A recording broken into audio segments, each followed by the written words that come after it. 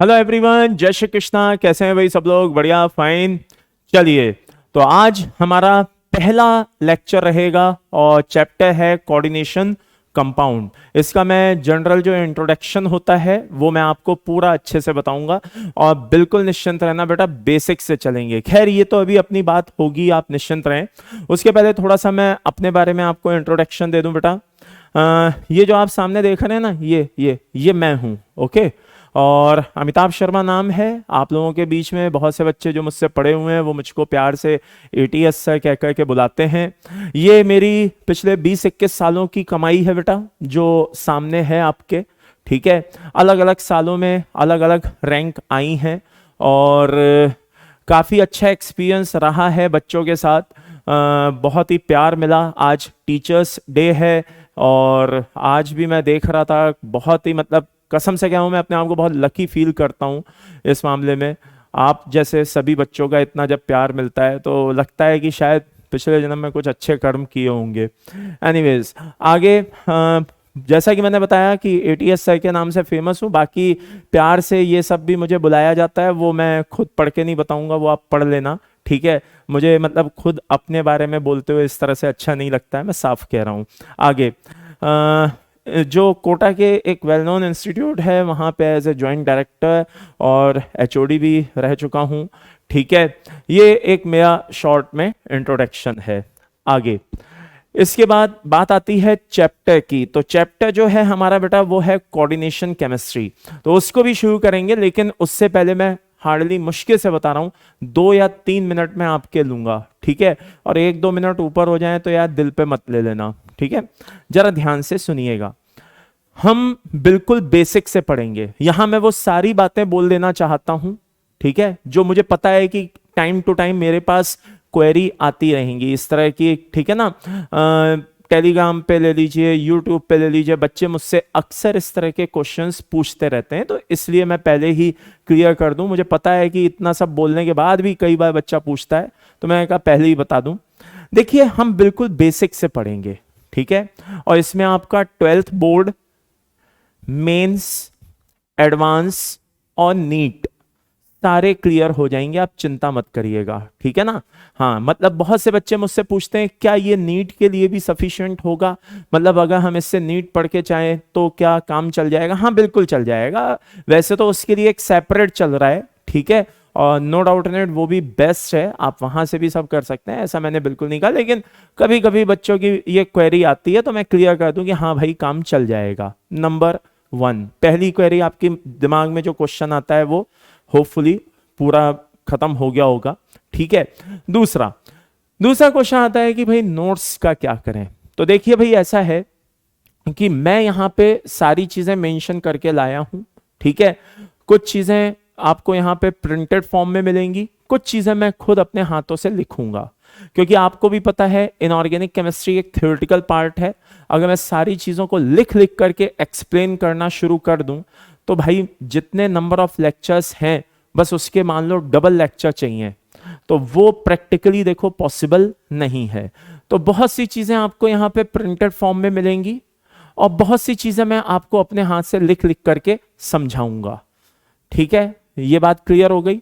अब आपको नोट्स बनाने हैं, तो नोट्स बनाने का देखो बड़ा सिंपल सा तरीका है। लाइव क्लास में क्या होता है ना, थोड़ा सा बच्चे को दिक्कत इस तरह से मतलब थोड़ी सी रह सकती है। वैसे तो लाइव क्लास जो है नो डाउट इन इट वो भी बहुत बेस्ट होती है, लेकिन उसमें कभी कभी नोट्स को लेकर के बच्चों के बीच में एक प्रॉब्लम रहती है कि अगर नोट्स बनाऊं तो क्लास निकल जाती है, क्लास अच्छे से देखूं तो नोट्स प्रॉपर नहीं बन पाता है। ऐसा कभी कभी कुछ बच्चों के साथ इश्यू रहता है। आपको क्या करना है, जैसे कि आपके सामने ये रिकॉर्डेड लेक्चर है, ओके, तो आपको कुछ नहीं करना है, बस जैसे एक स्लाइड सामने आई मैंने समझा दिया, आपने चुपचाप समझ लिया। अब आप उसको क्या करें, जब मैं नेक्स्ट स्लाइड पे जा रहा हूं तो आप पहले थोड़ी देर के लिए वीडियो को क्या कर दें, पॉज, और आराम से हाथों हाथ नोट्स बना लें। 1.5 घंटे का लेक्चर जो है 2 घंटे में आराम से फिनिश हो जाएगा विद नोट्स। भाई एक स्लाइड को कॉपी करने में मैं मान के चलता हूं अगर 1 मिनट भी आपको लगा, ठीक है ना, तो भाई एक दिन में मैं ज्यादा से ज्यादा आपको कितनी स्लाइड्स पढ़ा दूंगा यार, कितनी स्लाइड्स मैं आपको बता दूंगा, 10, 15, 20 कितनी बता दूंगा। तो उस हिसाब से मैक्स टू मैक्स आपके आधा घंटे से ज्यादा नहीं लगना चाहिए नोट्स को तैयार करने में। तो ध्यान से सुनिएगा, पहले मैं समझाऊंगा, फिर आप क्या करेंगे, आराम से उसको वीडियो को वहां पे पॉज करेंगे और स्लाइड को कॉपी करेंगे, ताकि आपका 1.5 घंटे का लेक्चर 2 घंटे में आराम से पूरा हो जाएगा और आपके नोट्स भी हाथों हाथ तैयार हो जाएंगे। कुछ बच्चे कहते हैं भाई शॉर्ट नोट्स, तो भाई शॉर्ट नोट्स आपकी इच्छा है, आप बना सकते हैं। शॉर्ट नोट्स का मतलब होता है कि जो चैप्टर कम से कम मान के चलो 100 पेज में खत्म हुआ, सपोज 100 पेज में, तो शॉर्ट नोट्स का मतलब होता है कि वो आपके 5 से 10 पेज में खत्म हो जाए, इसे शॉर्ट नोट्स बोलते हैं। ओके, तो शॉर्ट नोट्स बनाना चाहें तो आप बिल्कुल बना सकते हैं। वैसे मेरी कोशिश रहेगी कि मिनिमम थ्योरी में मैक्सिमम कंटेंट आपके सामने रख दूं, ताकि आपको शॉर्ट नोट्स की बहुत ज्यादा रिक्वायरमेंट ना हो, लेकिन हाँ फिर भी आप देख सकते हैं। अच्छा, बहुत से बच्चे कहते हैं सर क्या हमें अपनी जो एनसीईआरटी बुक है क्या वो पढ़ना बनता है? हाँ बिल्कुल बनता है। मान लीजिए कि आज मैंने आपको इंट्रोडक्शन पढ़ाया, सपोज लिगेंड्स के बारे में पढ़ाया, आप उसमें से पढ़िए, कोई उसमें बुराई नहीं है, बिल्कुल आप उसमें से देख करके जा सकते हैं। उससे क्या होगा, थोड़ा सा आपका कॉन्फिडेंस बिल्डअप होगा कि देखो यार मेरी एनसीईआरटी भी खत्म हो रही है, देखो सर किस तरह से पढ़ा रहे हैं कि देखो मेरा मेंस भी हो रहा है, एडवांस भी हो रहा है, और देखो मेरी एनसीईआरटी भी पूरी हो रही है। तो ये आपके लिए एक थोड़ा सा कॉन्फिडेंस लेवल को आपको बिल्डअप करेगा। ठीक है, तो ये कुछ मन में क्वेश्चंस रहते हैं, आई थिंक यहां तक के क्वेश्चंस आपके क्लियर हो गए होंगे। ठीक है, उसके बाद एक प्रॉब्लम और आती है जैसे क्वेश्चंस की। तो भाई मैं बीच बीच में बहुत सारे क्वेश्चन कराता रहूंगा, मेरी आदत है। जैसे ही कोई थ्योरेटिकल पार्ट में खत्म करता हूं, तो अगर उससे रिलेटेड कोई क्वेश्चंस हैं तो मैं ऑन द स्पॉट करा देता हूं, तो वो क्वेश्चंस भी मैं आपको कराता रहूंगा। अब क्वेश्चन करने का तरीका क्या है, जरा ध्यान से सुन लो। हाँ, जैसे ही स्लाइड पे कोई क्वेश्चन अपीयर हो, आप उस क्वेश्चन को अच्छे से पढ़ें, वीडियो को पहले पॉज करें, क्वेश्चन को अच्छे से पढ़ें, अपने आप उस क्वेश्चन का आंसर सोचें कि भाई इसका आंसर क्या हो सकता है, एंड देन फिर वापस से वीडियो को प्ले करें और देखें कि जो मैंने एक्सप्लेनेशन दिया वो आपके एक्सप्लेनेशन से मैच किया या नहीं किया। ठीक है, और मुझे कमेंट करके जरूर बताएं कि हाँ भाई सर आज आपने जो क्वेश्चन कराए थे उसमें आपके कितने क्वेश्चन सही हुए, थोड़ा सा आपको ये भी बहुत हेल्प करेगा। तो मेन जो प्रॉब्लम्स होती हैं भाई वो यही प्रॉब्लम होती हैं, ठीक है ना, बच्चों के ज्यादातर यही क्वेश्चन होते हैं, वो मैंने पहले ही आपको क्लियर कर दिए हैं। अच्छा, कुछ बच्चे थोड़ा सा सीक्वेंस को लेकर के पूछते हैं कि भाई सीक्वेंस क्या होगा, तो मैं आपको क्लियर कर दूं। मैं सबसे पहले पढ़ाऊंगा कोऑर्डिनेशन, देन मैं उसके बाद पढ़ाऊंगा बेटा मेटलर्जी, मेटलर्जी के बाद मैं आपको एक्सप्लेन करूंगा सॉल्ट एनालिसिस, और देन उसके बाद आएगी बेटा हमारी ब्लॉक केमिस्ट्री, और ब्लॉक केमिस्ट्री, हाँ बस ब्लॉक केमिस्ट्री, यस, ये अपना टोटल पार्ट रहेगा।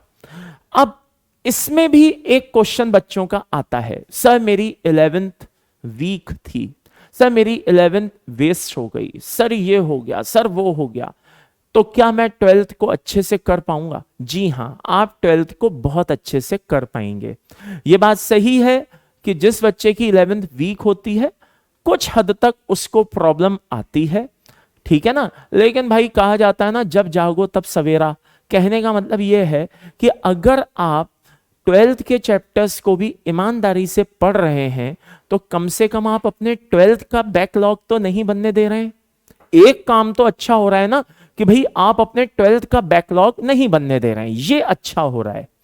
तो भाई मेरे सबसे पहले 12th का जो टॉपिक आपका चल रहा है उसको आप अच्छे से वॉच करें। बहुत से बच्चे स्कोप ढूंढते हैं, सर क्या 12th के साथ मैं थोड़ा सा टाइम एडजस्ट कर लूं, सर 11th का भी पढ़ता जाऊं क्या, सर मुझे 11th के वो इंपॉर्टेंट टॉपिक बता दीजिए जिससे मेरी 12th सुधर जाए। इस तरह के बच्चों के मन में क्वेरी होती है। तो मैं भाई क्लियर कर दूं, दो नावों में सवारी कभी नहीं की जाती है, ये मैं पहले ही क्लियर कर दूं।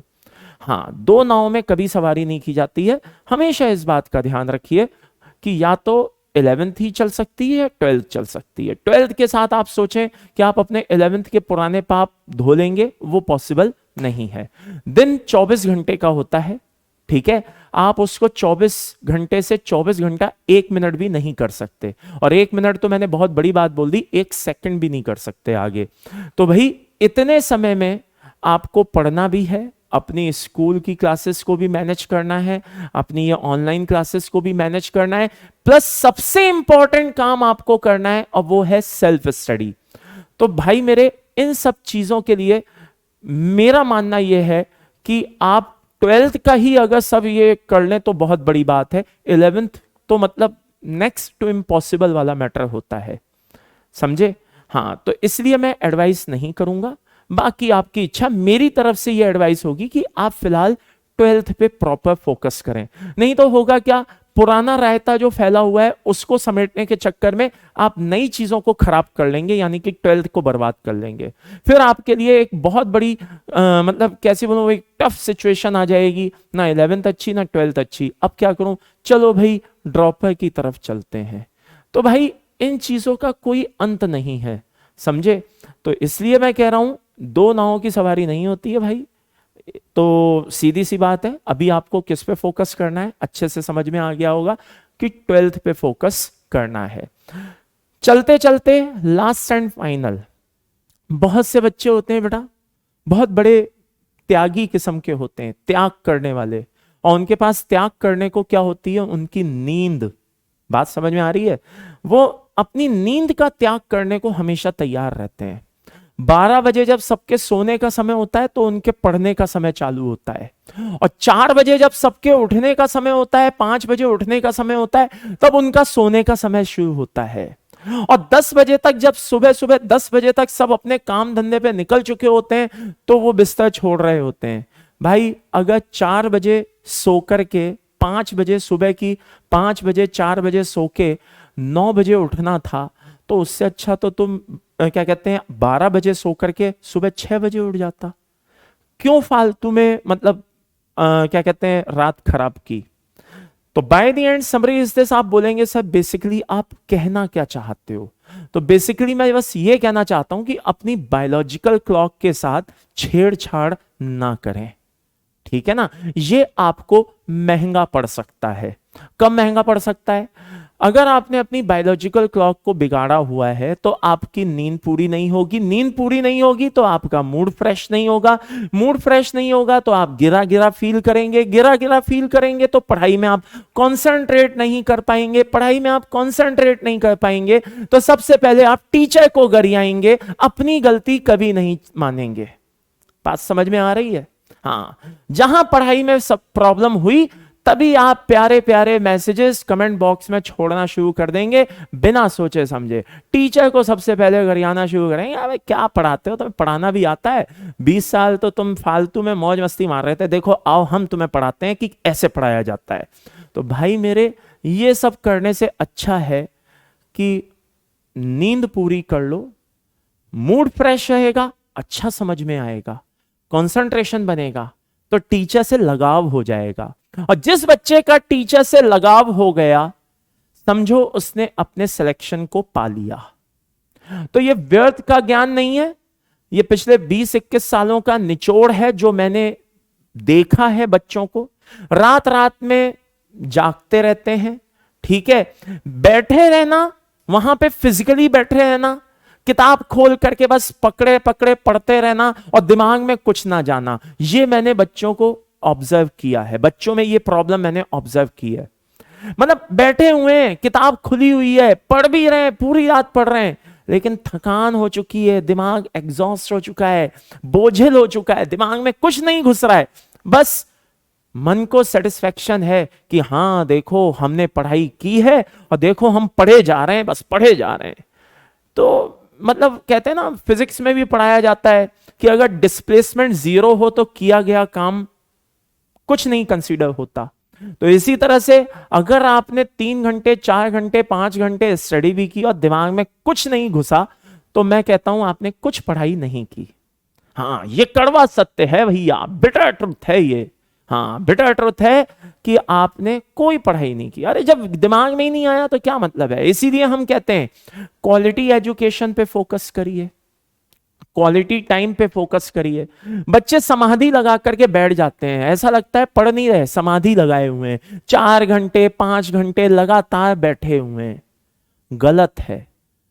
5 घंटे बाद लगातार बैठने के बाद और बोलते हैं अब उठने का समय है, चलो उठते हैं, मालूम चलता है टांग पांव सब सो गया है, शरीर जवाब दे गया है। मालूम चला आपको उठाने के लिए भी 2-4 लोगों को सहारा देना पड़ रहा है कि अरे भाई उठ जाओ।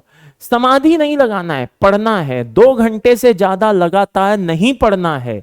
आपका दिमाग 2 घंटे पढ़ करके जवाब दे जाता है। अब बहुत से ज्ञानी मुझे क्या कहते हैं, मुझसे क्वेश्चन करेंगे, सर 3 घंटे का पेपर फिर हम कैसे देंगे अगर 2 घंटे में दिमाग जवाब दे जाता है? अरे मेरे भाई, हाँ, जब तुम धीरे धीरे अपने आप को पूरे साल डे बाय डे इन सब चीजों से मजबूत करोगे, ठीक है। मैं एक बात कर रहा हूं, रोजाना आप क्या करते हो? आप कंपेयर किससे करते हो कि एक दिन क्या होता है? अरे 3 घंटे का पेपर तो आपको एक दिन देना है, लेकिन सेल्फ स्टडी तो आपको रोजाना करनी है। आप एक दिन 3 घंटे अपने दे सकते हो, लेकिन अगर रोजाना आप 4 घंटे 5 घंटे नॉन स्टॉप पढ़ने की सोच रहे हो, वो प्रैक्टिकली फिजिबल नहीं है। अंतर समझो। मुझे बोला जाए कि लगातार 12 घंटे खड़े रहो, मैं 12 घंटे लगातार खड़ा रहूंगा, लेकिन कब? जब मुझे 365 दिनों में एक दिन के लिए बोला जाए। मुझे बोला जाए नहीं तुम 365 दिन लगातार 12 घंटे खड़े रहो, हेलो, रोबोट समझाए क्या? चिट्ठी समझाए क्या मेरे को? है, इंसान हूं। बात समझ में आ रही है? कहां से लगातार 12 घंटे खड़ा रहूंगा हर दिन? तो काम वो करना चाहिए जो 365 दिन कर सको, समझे? हाँ, इसलिए थोड़ा प्रैक्टिकली सोचने की कोशिश करो।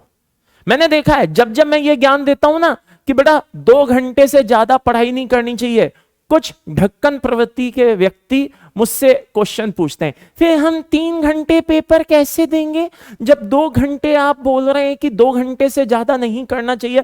अरे मेरे भाई, एक दिन की बात है, एक दिन 3 क्या, तुम 6 घंटे भी पेपर दे सकते हो यार। लेकिन यही काम अगर तुम्हें हर दिन बोला जाए तो कर सकते हो क्या? नहीं। तो मैं कह रहा हूं कि हर दिन हमें क्या करना है?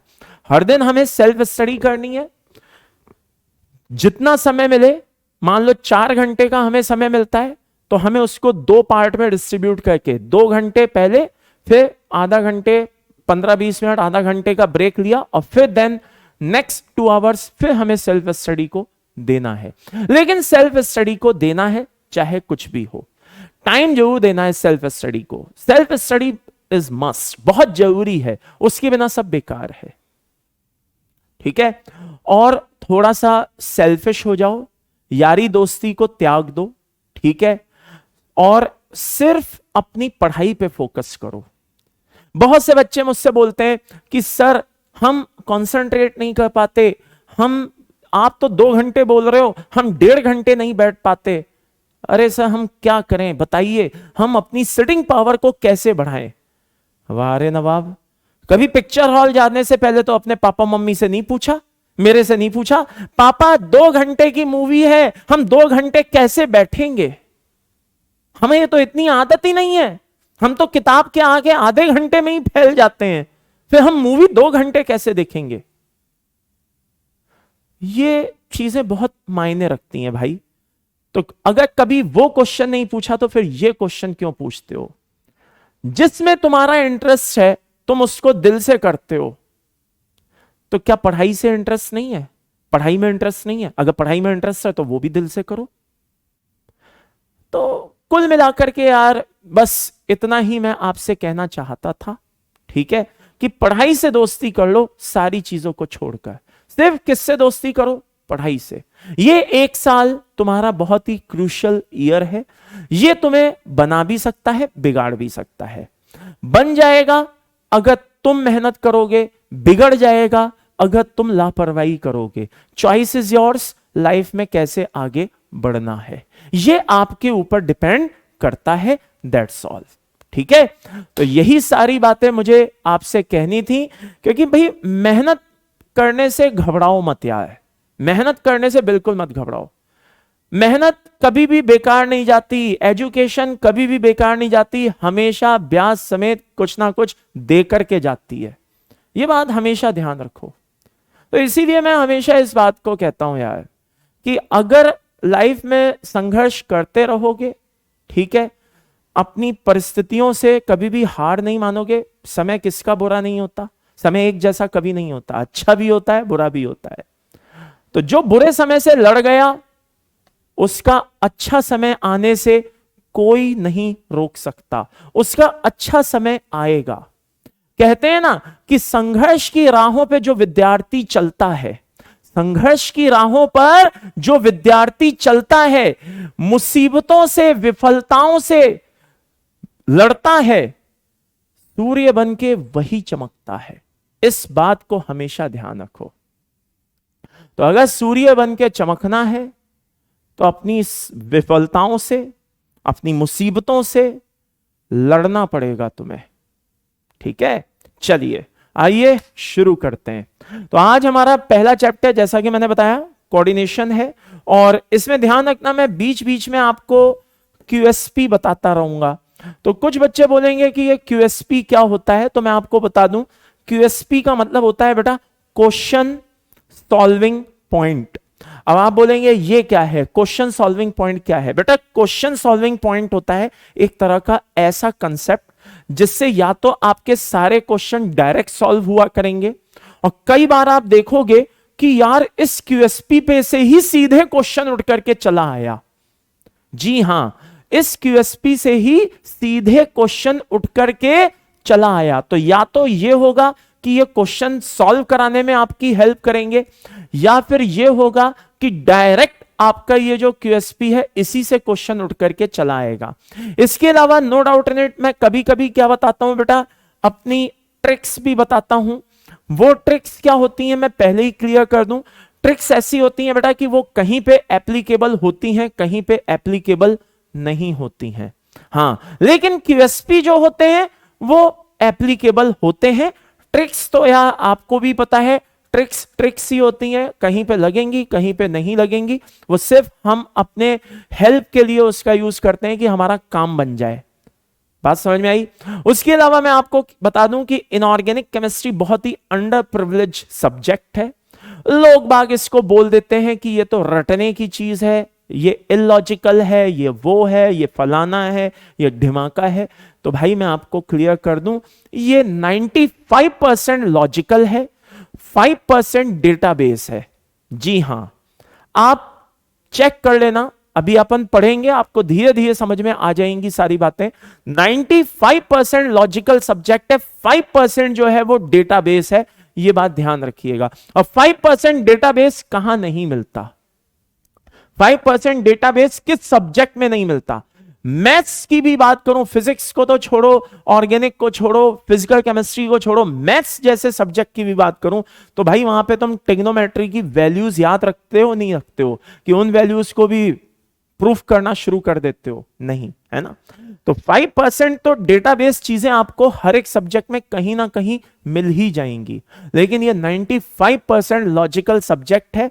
आप अननेसेसरी की जो वेब सीरीज हैं उन पे मत जाइए। बहुत ज्यादा इनऑर्गेनिक को डिफेम किया है, वो तो पैसे कमा करके चले गए अपनी वेब सीरीज से, आप लोगों को मुसीबत में डाल गए। क्यों? क्योंकि बच्चा इनऑर्गेनिक सुनते ही हाथ खड़े कर देता है, अरे बाप रे बहुत थ्योरेटिकल सब्जेक्ट है। जबकि सच्चाई यह है कि ये फुल लॉजिकल सब्जेक्ट है बेटा, इसमें स्कोरिंग सब्जेक्ट है, और ये डूबते को तिनके का नहीं बेटा, पूरा जहाज का सहारा है। कहने का मतलब है कि अगर आपकी किसी सब्जेक्ट की वजह से मान लो मेंस या एडवांस में कोई पेपर जब आप देने जब गए और मान लीजिए कि उसमें कहीं पे आप डूब रहे हो किसी चीज में, तो हो सकता है कि उस समय आपको आईओसी यानी कि इनऑर्गेनिक केमिस्ट्री यानी कि ओसी बोले तो ऑर्गेनिक केमिस्ट्री, ये जो थ्योरेटिकल पार्ट है कई बार आपको मुसीबत से निकाल करके ले जाते हैं।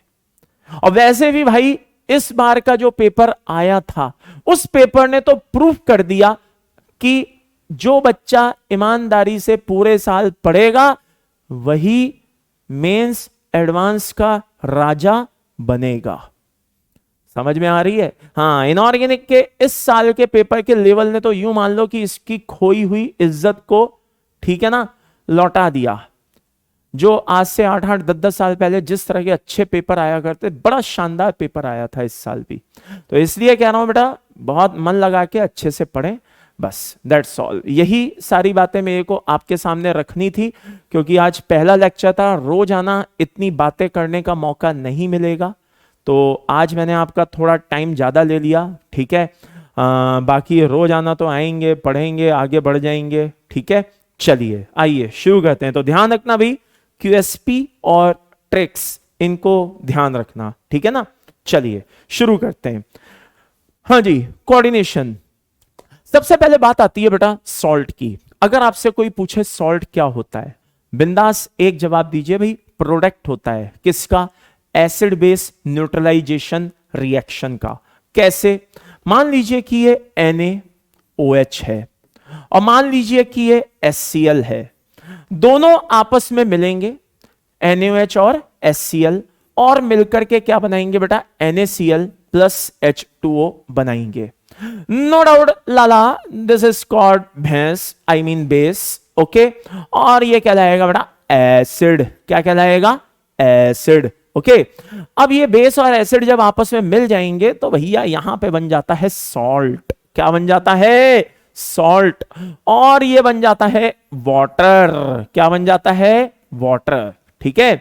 तो वाटर H2O बन गया, सॉल्ट बन गया, और ये एसिड बेस ने आपस में क्या किया? रिएक्ट किया।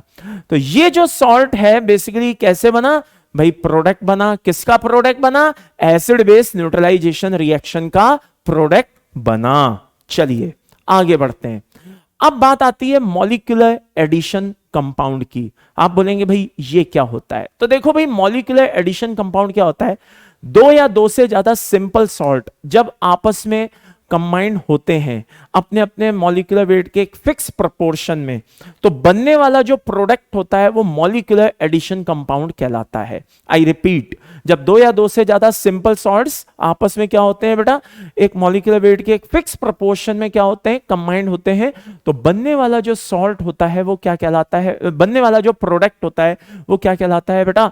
मॉलिक्यूलर एडिशन कंपाउंड कहलाता है। अब बात आती है कितने टाइप का होता है भाई? दो टाइप का होता है। आई रिपीट, कितने टाइप का होता है? दो टाइप का होता है। आप बोलेंगे कैसे?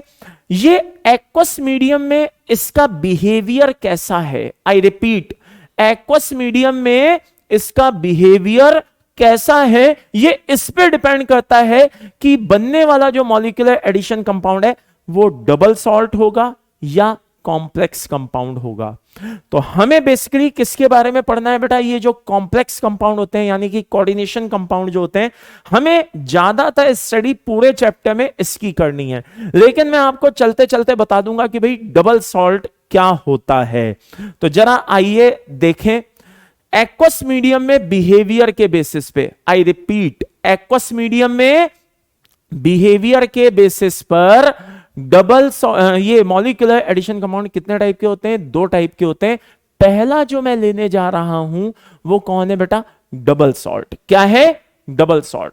तो आइए शुरू करते हैं भाई डबल सॉल्ट। डबल सॉल्ट को समझना है तो जरा ऐसे समझिए कि मान लो आप छुट्टी का टाइम था, आराम से रिलैक्स कर रहे थे घर पे, तभी मम्मी पीछे से आई, दे चपत एक लगाई, बोले क्या हमेशा मोबाइल पे गेम खेलता रहेगा, मूवी देखता रहेगा, चल उठ और काम कर कुछ।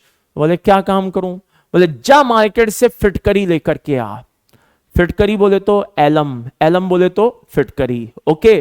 बोले क्यों? कि पानी गंदा आ रहा है, उसमें मटके में पानी गंदा है, उसको साफ करना है। बोले मम्मी घर पे आरओ लगा तो है, कि बेटा आरओ खराब हो गया है, आज फिटकरी डाल के पानी को साफ करना पड़ेगा। बोले ठीक है जी मम्मी, चलो ले आते हैं। बोले हाँ जा बेटा ले आ। बोले कितना लाना है? कि 100 ग्राम का एक पीस ले आना। बोले ठीक है, चले गए, आप ले आए, ठीक है। 100 ग्राम का पीस आप मार्केट से लाए, किसका? फिटकरी का। आई रिपीट, किसका पीस लाए आप? फिटकरी का पीस लाए। अब वो 100 ग्राम का जो फिटकरी का पीस आपने लिया, उसको मम्मी ने क्या किया? पानी में मटके में ऐसे चलाया। पहले दिन चलाया, दूसरे दिन चलाया, 10 दिन चलाया, 20 दिन चलाया। बात समझ में आई? जब तक आरओ सही नहीं हो गया तब तक चलाते रहे। क्या वो पहले दिन जो 100 ग्राम का पीस था, क्या वो पहले दिन जैसे 100 ग्राम का था, क्या वो 20 दिन बाद भी 100 ग्राम का होगा? मुझे कमेंट करके जरूर बताना। क्या पहले दिन जो वो फिटकरी का पीस 100 ग्राम का था, क्या वो 20 दिन, 10 दिन, 20 दिन बाद भी 100 ग्राम का होगा? नहीं होगा। तो कहने का मतलब मैं क्या मान के चलूं कि फिटकरी यानी कि एलम, उसने क्या किया, अपनी एग्जिस्टेंस को पानी में घूम घूम करके खो दिया। फिटकरी ने अपनी एग्जिस्टेंस को धीरे धीरे खो दिया। 100 ग्राम कितना रह गया? 90 ग्राम। 90 कितना रह गया? 80 ग्राम। 80 कितना रह गया? 70 ग्राम। उसने अपनी एग्जिस्टेंस को धीरे धीरे खो दिया। लेकिन आपने सोचा कि यार ये फिटकरी जा कहां रही है, तो आपने वो टेस्ट ट्यूब ली और वो वाटर सैंपल लिया और उसका लैब में जाके आपने टेस्ट लगाया, तो आपने देखा कि फिटकरी जिन आयंस से मिलकर के बनी हुई थी, पानी में वो सारे आयंस दिखाई दे रहे थे। जिन आयंस से मिलकर के वो बनी हुई थी, वो आयंस पानी में सारे दिखाई दे रहे थे।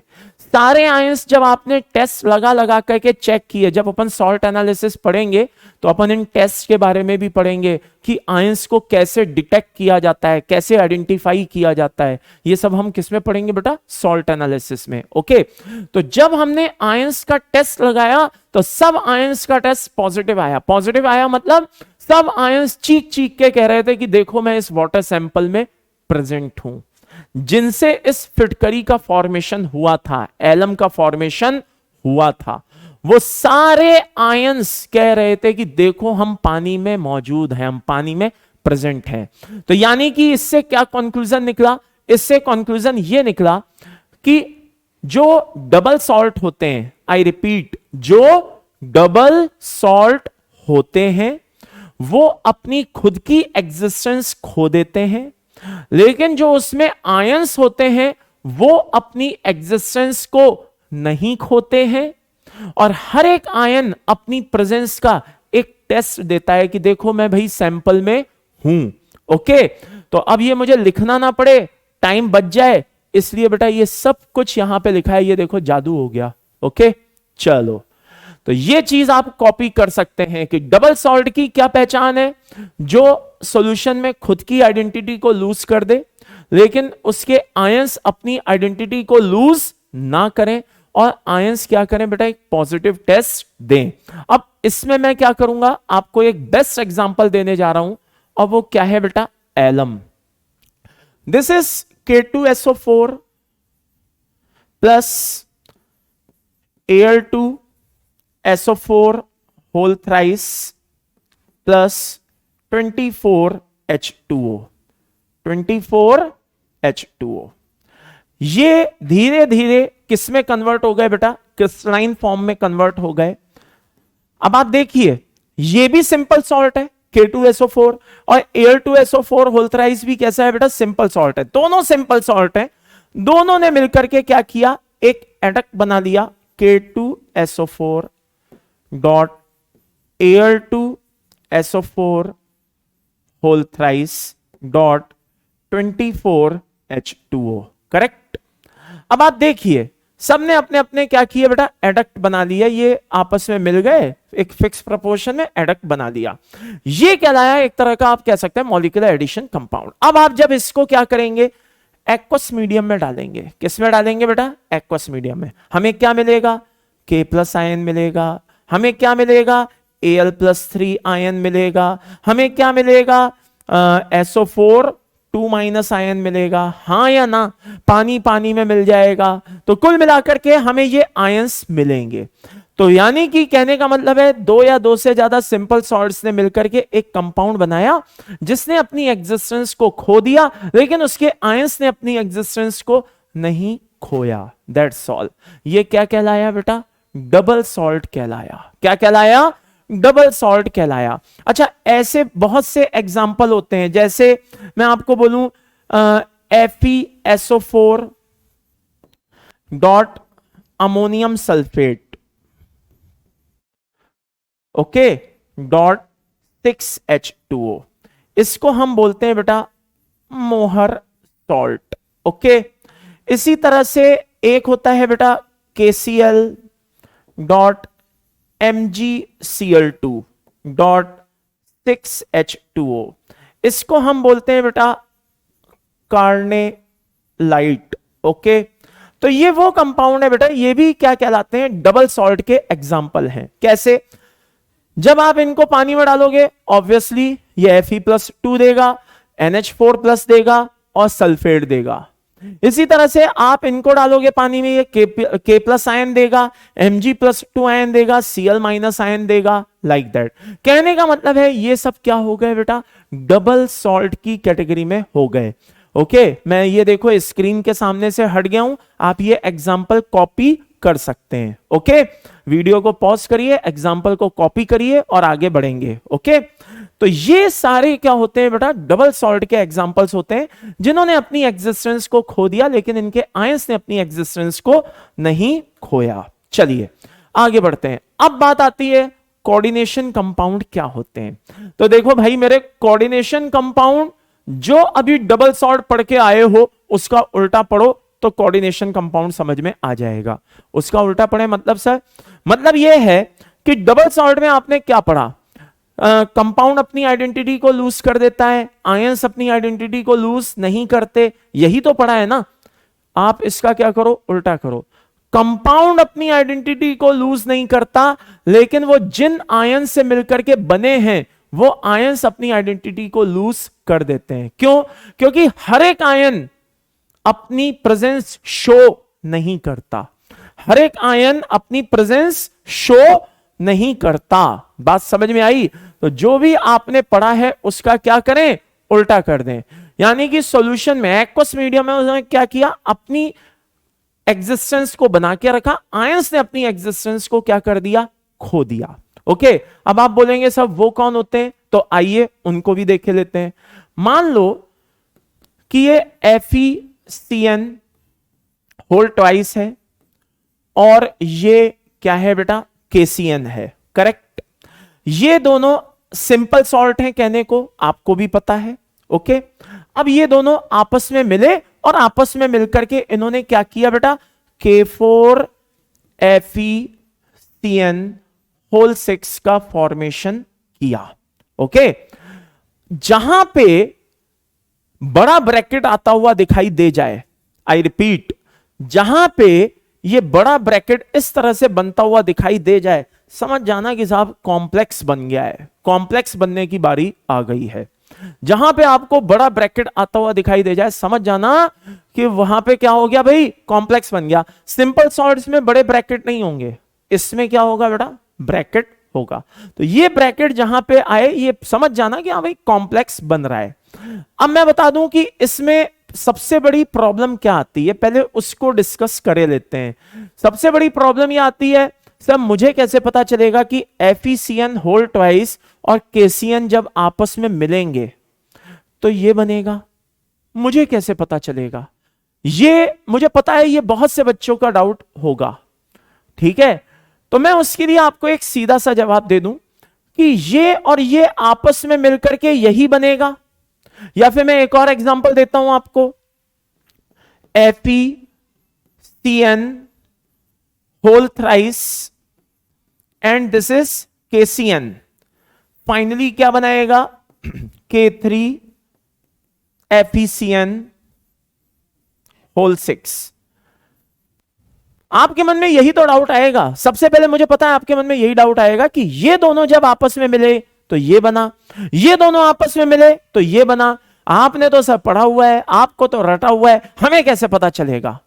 तो देखो भाई, ये चीजें, इनका कोई एक फिक्स पैटर्न नहीं होता। पहले तो ध्यान से सुन लेना। अब ये सुनते ही हड़बड़ा मत जाना, पहले ध्यान से तसल्ली से सुनना, समझना, फील करना कि मैं कहना क्या चाह रहा हूं, उसके बाद अपना कोई परसेप्शन बनाना। पहले मुझे ध्यान से सुन लेना। ओके, ध्यान से सुनिए। ये इससे बना, ये इससे बना, नेचुरल है, हम बिल्कुल, आप सही हो अपनी जगह। आपके मन में ये प्रॉब्लम आएगी कि भाई मुझे कैसे पता चलेगा, तो मैं आपको क्लियर कर दूं कि इसका कोई फिक्स पैटर्न नहीं होता कि जब ये दोनों रिएक्ट करेंगे तो ऐसा बनेगा कि वैसा बनेगा कि ये होगा कि वो होगा। ये चीजें पढ़ते पढ़ते अपने आप प्रैक्टिस करते करते धीरे धीरे टाइम के साथ इन चीजों का फील आने लगता है। पॉइंट नंबर 1, फॉर एग्जाम्पल अंधेरा कर दो कमरे में। अगर मैं आपसे सामने जो आपके चीजें पड़ी हैं मैं उनको इधर उधर कर दूं और मैं बोलूं कौन सी चीज कहां पे है, आप नहीं बता सकते। बिल्कुल डार्क पड़ा हुआ है, बिल्कुल अंधेरा पड़ा हुआ है, आप नहीं बता सकते। लेकिन मैंने आपके सामने खाने की थाली रखी हुई है और अंधेरा करने से पहले आपने उस थाली को देख लिया था कि भैया ये खाने की थाली आपके सामने रखी है। ठीक है, मैं कह रहा हूं चीजें बताओ, चीजें नहीं बता पा रहे, लेकिन मैं कहूं अच्छा खाना तो खाओ। आप क्या कर रहे हो, जो भी आपके हाथ में रोटी है, सब्जी है, वॉट एवर जो भी है, आप उसको तोड़ रहे हो और आपका हाथ डायरेक्ट आपके मुंह पे आ रहा है। वो ऐसे नहीं हो रहा है कि खाया तो यहां पे चला गया, खाया तो यहां आ गया, खाया तो यहां चला गया, ऐसा नहीं हो रहा है। डायरेक्ट जब आप तोड़ रहे हो सीधे यहां तक आ रहा है। अब आप बोलोगे सर फाइनली कहना क्या चाहते हो? कहना मैं ये चाहता हूं कि कुछ चीजें प्रैक्टिस के साथ, समय के साथ धीरे धीरे अपने आप फील आने लगता है। हर क्यों का जवाब अक्सर नहीं होता है। ठीक है, मैंने कहा ना अगर 95% इनऑर्गेनिक लॉजिकल है तो भाई 5% कुछ चीजें डेटाबेस भी होंगी, कुछ अंडरस्टैंडिंग पे भी चलेंगी। लेकिन आप, मुझे पता है आप मेरी इस ज्ञान से तो सेटिस्फाइड नहीं होगे, फाइनली बोलोगे नहीं सर देखो ये तो रटने वाला ही है। तो देखो हमने क्या किया, इसके लिए बनाई एक ट्रिक बनाई। मैं पहले ही कह रहा हूं, साफ कह रहा हूं, क्या बनाई है? ट्रिक बनाई है। और ट्रिक की एक ही कंडीशन होती है, मैं कहीं पे अप्लाई हो सकता हूं, मैं कहीं पे अप्लाई नहीं भी हो सकता हूं। तो कल को आप मुझे मैसेज करके ये नहीं बोलेंगे कि सर जो आपने बताया था यहां तो वो हो ही नहीं रहा। अरे अंडरस्टूड है यार, मैंने कहा ना सब जगह होगा नहीं होगा, ये टाइम मतलब ये कंपाउंड टू कंपाउंड वेरी करेगा। ये चीज कहीं पे अप्लाई होगी, कहीं पे अप्लाई नहीं होगी। क्यों? क्योंकि इसको बनने का जो एक पैटर्न होता है वो एक फिक्स पैटर्न नहीं है। ठीक है ना, ऐसे दुनिया में बहुत सारे कंपाउंड हैं, बहुत सारे कंपाउंड।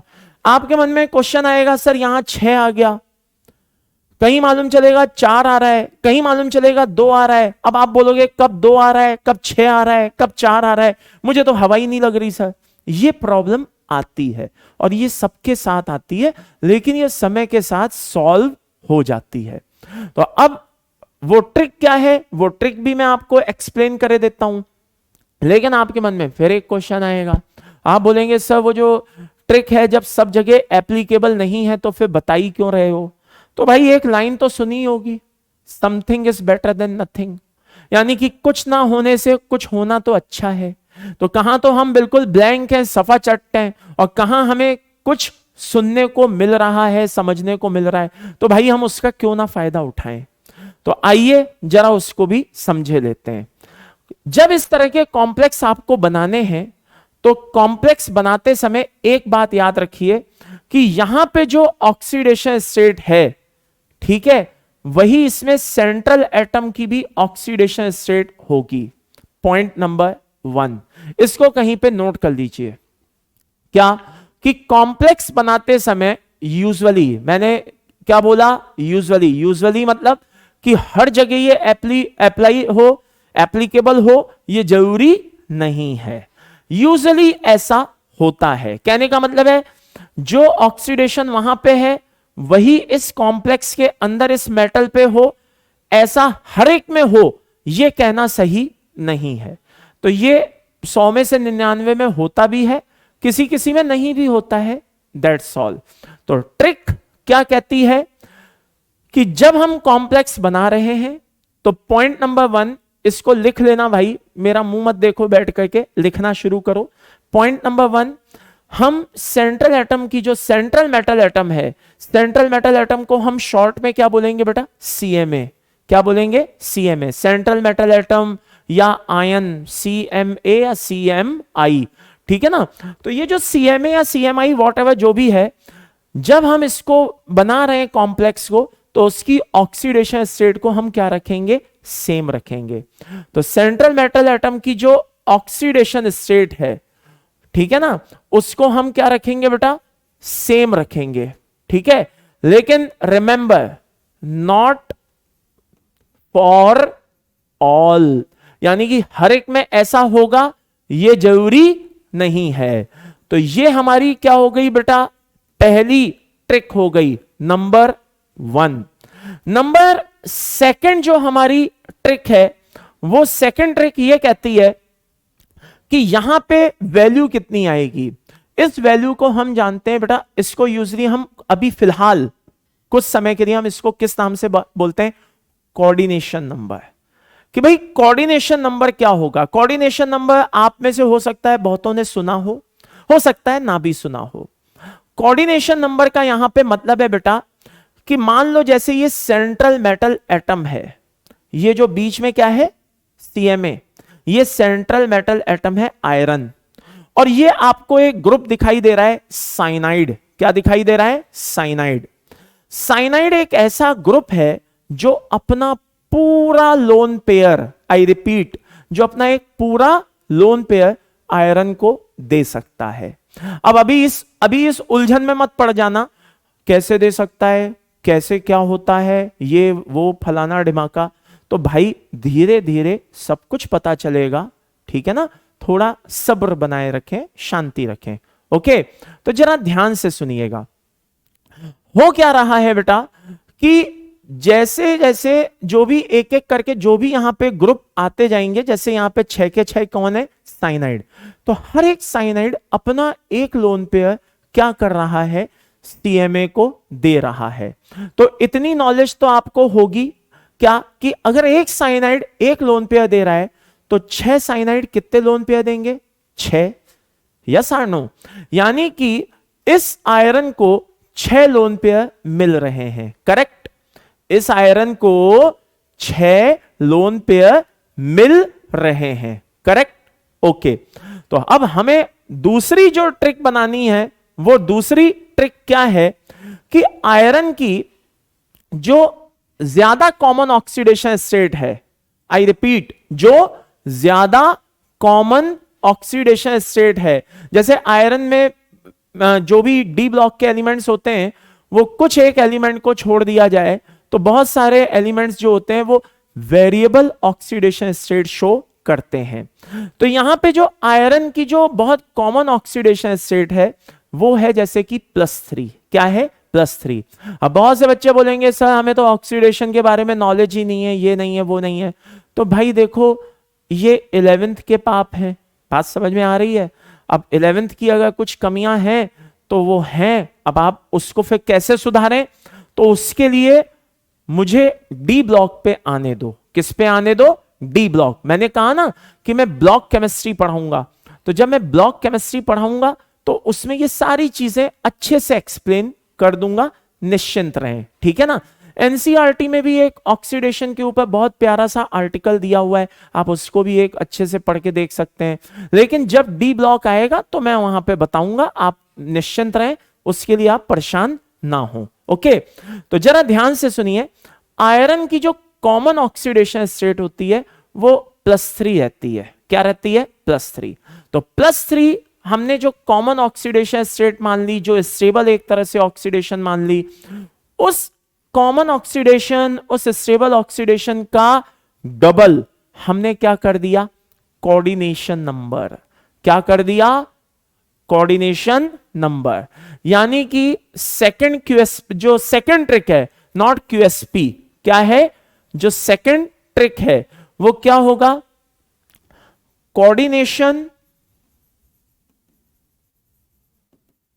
Number, okay. क्या होगा बेटा, वो डबल होगा। क्या होगा, डबल होगा।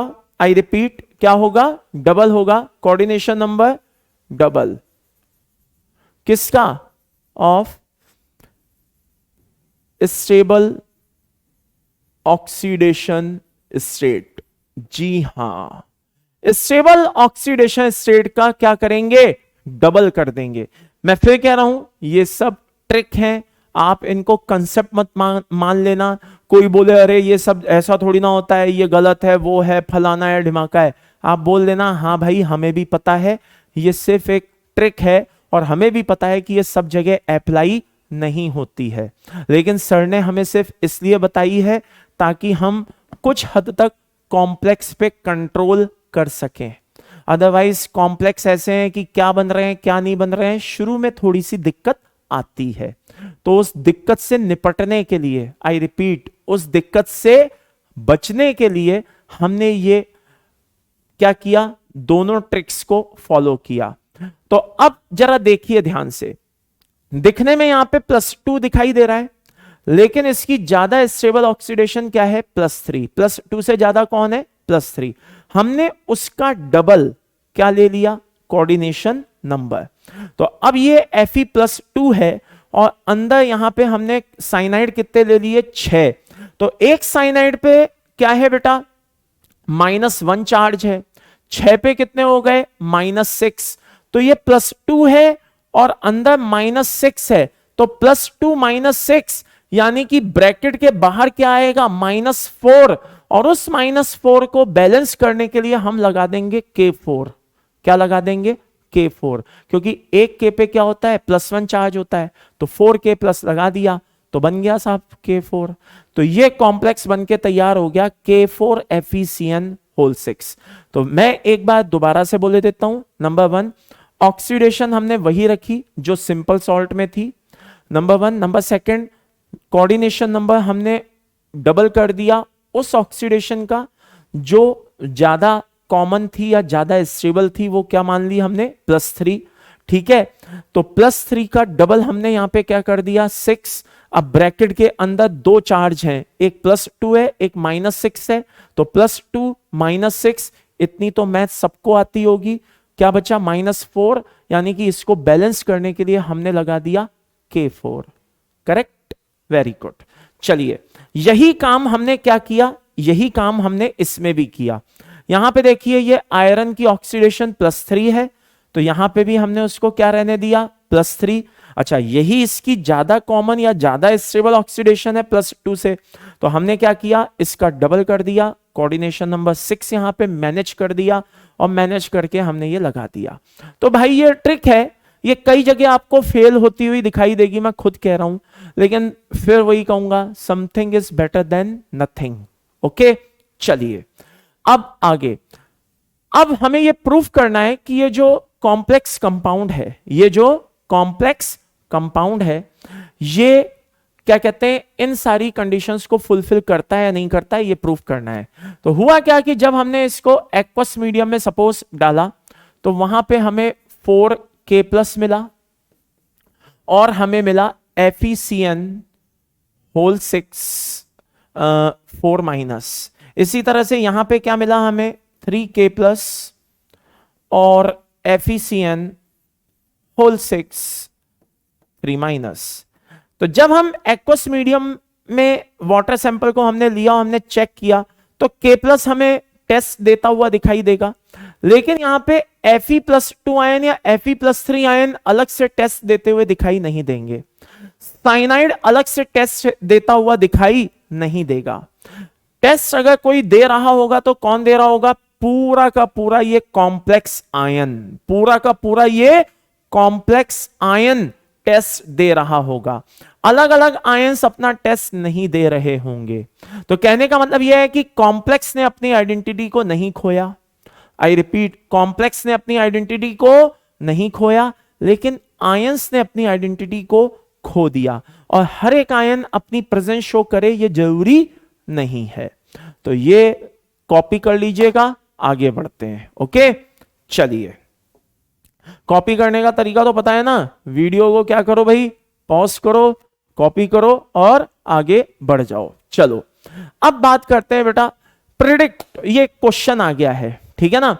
ये क्वेश्चन को क्या करना है बेटा, मैं अभी सामने से हट जाऊंगा, आप आराम से इस क्वेश्चन में क्या करेंगे, वीडियो को पॉज करेंगे और सोचेंगे कि यार जो अभी मैंने आपको पढ़ाया उसके बेसिस पे आप इस क्वेश्चन को सॉल्व करने की कोशिश करेंगे। ठीक है, जरा ध्यान से देखिए, देखिए मैं स्क्रीन के सामने से हट गया हूं।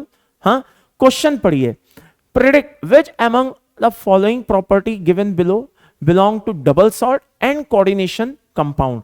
अब आपको इनमें से देख देख करके बताना है भाई, ठीक है, कि कौन डबल सॉल्ट की कंडीशन को फुलफिल कर रहा है और कौन कॉम्प्लेक्स कंपाउंड की कंडीशंस को फुलफिल कर रहा है। ठीक है, तो वीडियो को पॉज करके आपने ये आंसर निकाल लिए होंगे सारे, A B C D E, किसको क्या कहना है क्या नहीं कहना है ये आपने देख लिया होगा। तो आइए शुरू करते हैं। सबसे पहला है blue colour solution prepared by, ठीक है ना, copper plus 2 ion and ammonia. ये एक्वस अमोनिया होता है। एक्वस अमोनिया आप कह सकते हो NH4OH, यानी कि जिसमें अमोनिया और H2O दोनों है। ओके, तो ये अमोनिया के साथ does not show the presence of copper ion. कहने का मतलब ये है कि ये क्या कर रहा है बेटा, एक ब्लू कलर का सॉल्यूशन बना रहा है। क्या कर रहा है, मैं दोबारा से बोलता हूं, ये एक ब्लू कलर का सॉल्यूशन बना रहा है। कब, जब कॉपर आयन और अमोनिया आपस में मिल रहे हैं, तो एक ब्लू कलर का सॉल्यूशन बना रहा है। और मजे की बात, उसमें जब आप उसका टेस्ट लगाओगे तो उसमें कॉपर आयन अपनी प्रेजेंस शो नहीं कर रहा है। तो जल्दी से आपने सोच लिया होगा कि ये डबल सॉल्ट होगा कि कोऑर्डिनेशन कंपाउंड होगा। मैं उम्मीद करता हूं आप कमेंट बॉक्स में लिख देना, मैं चेक करूंगा, ठीक है, कि आपने इसका आंसर क्या निकाला। आपको करना कुछ नहीं है, आंसर लिखते समय कमेंट में A then answer, B then answer, C then answer, इस तरह से आंसर आपको मेंशन करने। मैं समझ जाऊंगा कि आपका आपने जो सोचा वो सही सोचा कि गलत सोचा। ओके, तो blue colour solution prepared by copper ion and ammonia. Copper ion और अमोनिया आपस में मिलकर के ब्लू कलर का क्या कर रहे हैं, सॉल्यूशन तैयार कर रहे हैं, जिसमें कॉपर आयन अपनी प्रेजेंस क्या है, does not show the presence of copper ion, जिनमें कॉपर आयन अपनी प्रेजेंस शो नहीं करता। तो मैं आपको बता दूं वो क्या है, Cu+2 आयन, ठीक है, अमोनिया के साथ रिएक्ट करके लाइक दिस ये बनाएंगे CuNH3। अब मेरा आपसे क्वेश्चन है, बहुत सीधा सा क्वेश्चन है, क्या कि बेटा ये कॉम्प्लेक्स बनाएंगे, जो डेफिनेशन हमें जो दिखाई दे रही है उसके हिसाब से हमें पता चल रहा है कि ये कॉम्प्लेक्स बनाएंगे। अब मेरा आपसे एक सीधा सा क्वेश्चन है, थोड़ा दिमाग पे जोर डालिए कि यहां पे किस तरह का कॉम्प्लेक्स फॉर्म होगा। आई रिपीट, किस तरह का यहां पे कॉम्प्लेक्स का फॉर्मेशन होगा। जरा ध्यान से देखिए, Cu है, NH3 है, ठीक है। Cu की जो हम ज्यादा कॉमन, ज्यादा स्टेबल ऑक्सीडेशन स्टेट जो मानते हैं वो +2 मानते हैं। तो +2 अगर यहां पे है, ये भी आप देख ही रहे हैं +2 है, तो बताइए एक अमोनिया अगर एक लोन पेयर देता है, एक अमोनिया एक लोन पेयर देता है, तो यहां पे मैं कितने अमोनिया रखूं, यानी कि कोऑर्डिनेशन नंबर कितना कंसीडर करूं। +2 स्टेबल मानते हुए कोऑर्डिनेशन नंबर कितना कंसीडर करूं। तो होपफुली आपने सोच लिया होगा, मैं बता दूं कितना कंसीडर करूंगा, 4, CuNH3 अब अमोनिया एक न्यूट्रल ग्रुप है, न्यूट्रल कंपाउंड है, यानी कि उस पर कोई प्लस या माइनस चार्ज नहीं है। तो जब ब्रैकेट के अंदर 4 तो न्यूट्रल है और 1 +2 है, तो जो चार्ज यहां पे है वही चार्ज यहां ब्रैकेट के ऊपर मेंशन हो जाएगा। तो by the end summary is this, यहां पे क्या बन जाएगा बेटा, CuNH3 2+ बन जाएगा। That's all. तो होपफुली आपने ये कॉम्प्लेक्स बना करके देखा होगा। चलिए आगे बढ़ते हैं। Compound which are stable in the solid state but break up into its constituent in aqueous solution. लेकिन जिन आयन से मिलकर के बने हैं उन आयंस में ये क्या हो रहे हैं, ब्रेक हो रहे हैं।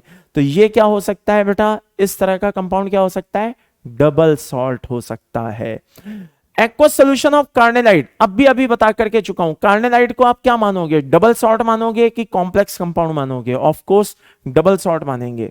The compound in which central metal ion form dative bond with species surrounding, ठीक है ना।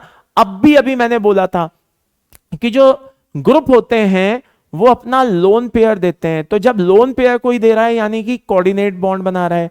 कोऑर्डिनेट बॉन्ड को हम किस नाम से जानते हैं बेटा, डेटिव बॉन्ड के नाम से भी जानते हैं। आई रिपीट, कोऑर्डिनेट बॉन्ड को हम किस नाम से जानते हैं, डेटिव बॉन्ड के नाम से भी जानते हैं। करेक्ट। तो यानी कि डेटिव बॉन्ड अगर कोई बना रहा है मेटल के साथ, यानी कि वो तो कॉम्प्लेक्स ही बना रहा है। डबल सॉल्ट में तो क्या कहते हैं, डेटिव बॉन्ड बनता नहीं है। ओके चलिए, मोहर सॉल्ट अभी अभी बता करके चुका हूं कि वो एक तरह का क्या है, डबल सॉल्ट। तो आइए आंसर चेक कर लेते हैं, क्रॉस चेक कर लेना भाई, आपके आंसर सही थे कि गलत थे, चेक कर लेना। वैसे तो मुझे उम्मीद है कि आपके आंसर बिल्कुल सही होंगे। तो ये कोऑर्डिनेशन कंपाउंड है पहला वाला। दूसरा वाला मैंने क्या बताया था, डबल सॉल्ट बताया था, क्योंकि ये आयंस में ब्रेक हो रहा है। तीसरा वाला मैंने बोला था कार्बोनाइट डबल सॉल्ट होता है, वो भी सही है। चौथा वाला अभी अभी मैंने बताया कि डेटिव बॉन्ड है, तो डेटिव बॉन्ड तो कॉम्प्लेक्स में बन रहा है। और मोहर सॉल्ट क्या बता रहा है भाई, डबल सॉल्ट है। तो इस तरह से देख लीजिए, अपन ने टॉपिक पढ़ा और उसके बाद जस्ट मैंने आपको क्वेश्चन बता दिया। अच्छा एक बात मैं आपको क्लियर कर दूं, कभी यहां पे आपको ईयर लिखा हुआ मिलेगा, कभी नहीं मिलेगा, तो ये मत सोचना कि नहीं लिखा हुआ है तो बस ऐसे ही नहीं। मैं ज्यादातर जो क्वेश्चंस हैं, ज्यादातर क्वेश्चंस वो मेरे PYQs होते हैं। बात समझ में आ रही है बेटा? पुराने सालों के आए हुए क्वेश्चंस होते हैं, अलग अलग कॉम्पिटिटिव एग्जाम्स में आए हुए क्वेश्चन होते हैं, तो ज्यादातर वही क्वेश्चंस मैं उठाता हूं। तो अगर आप इन क्वेश्चंस को सॉल्व कर पा रहे हैं, इसका मतलब यह है कि आप PYQ सॉल्व कर पा रहे हैं। ओके, ये बात बेटा ध्यान रखना। चलो आगे बढ़ते हैं। तो होपफुली ये क्वेश्चन आप लोगों का अच्छे से सॉल्व हुआ होगा।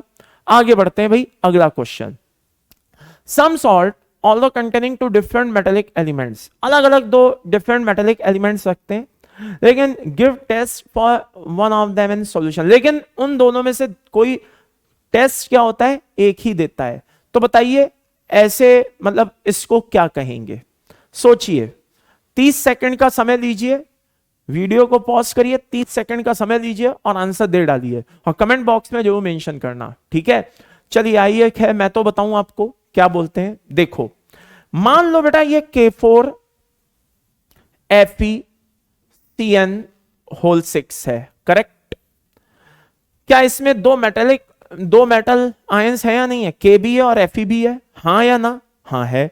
लेकिन आप लैंग्वेज पढ़िए क्या कह रहा है, दो मेटेलिक आयन है, देता कोई एक ही टेस्ट। तो ये देखिए K4 जो है ये तो पता चल जाएगा, लेकिन Fe+2 आयन अपना टेस्ट इस तरह से नहीं देगा।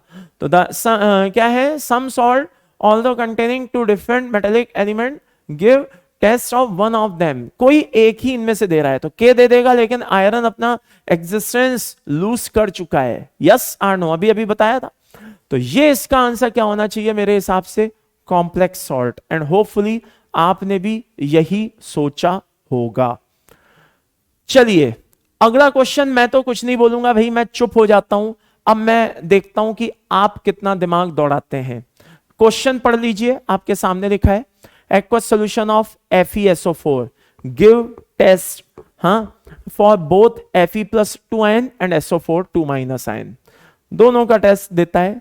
But after addition of excess of KCN, लेकिन जब हमने KCN को किस में मिला दिया बेटा, एक्सेस में, तो solution cease to give test for Fe+2 ion, solution ने Fe+2 आयन का टेस्ट देना बंद कर दिया।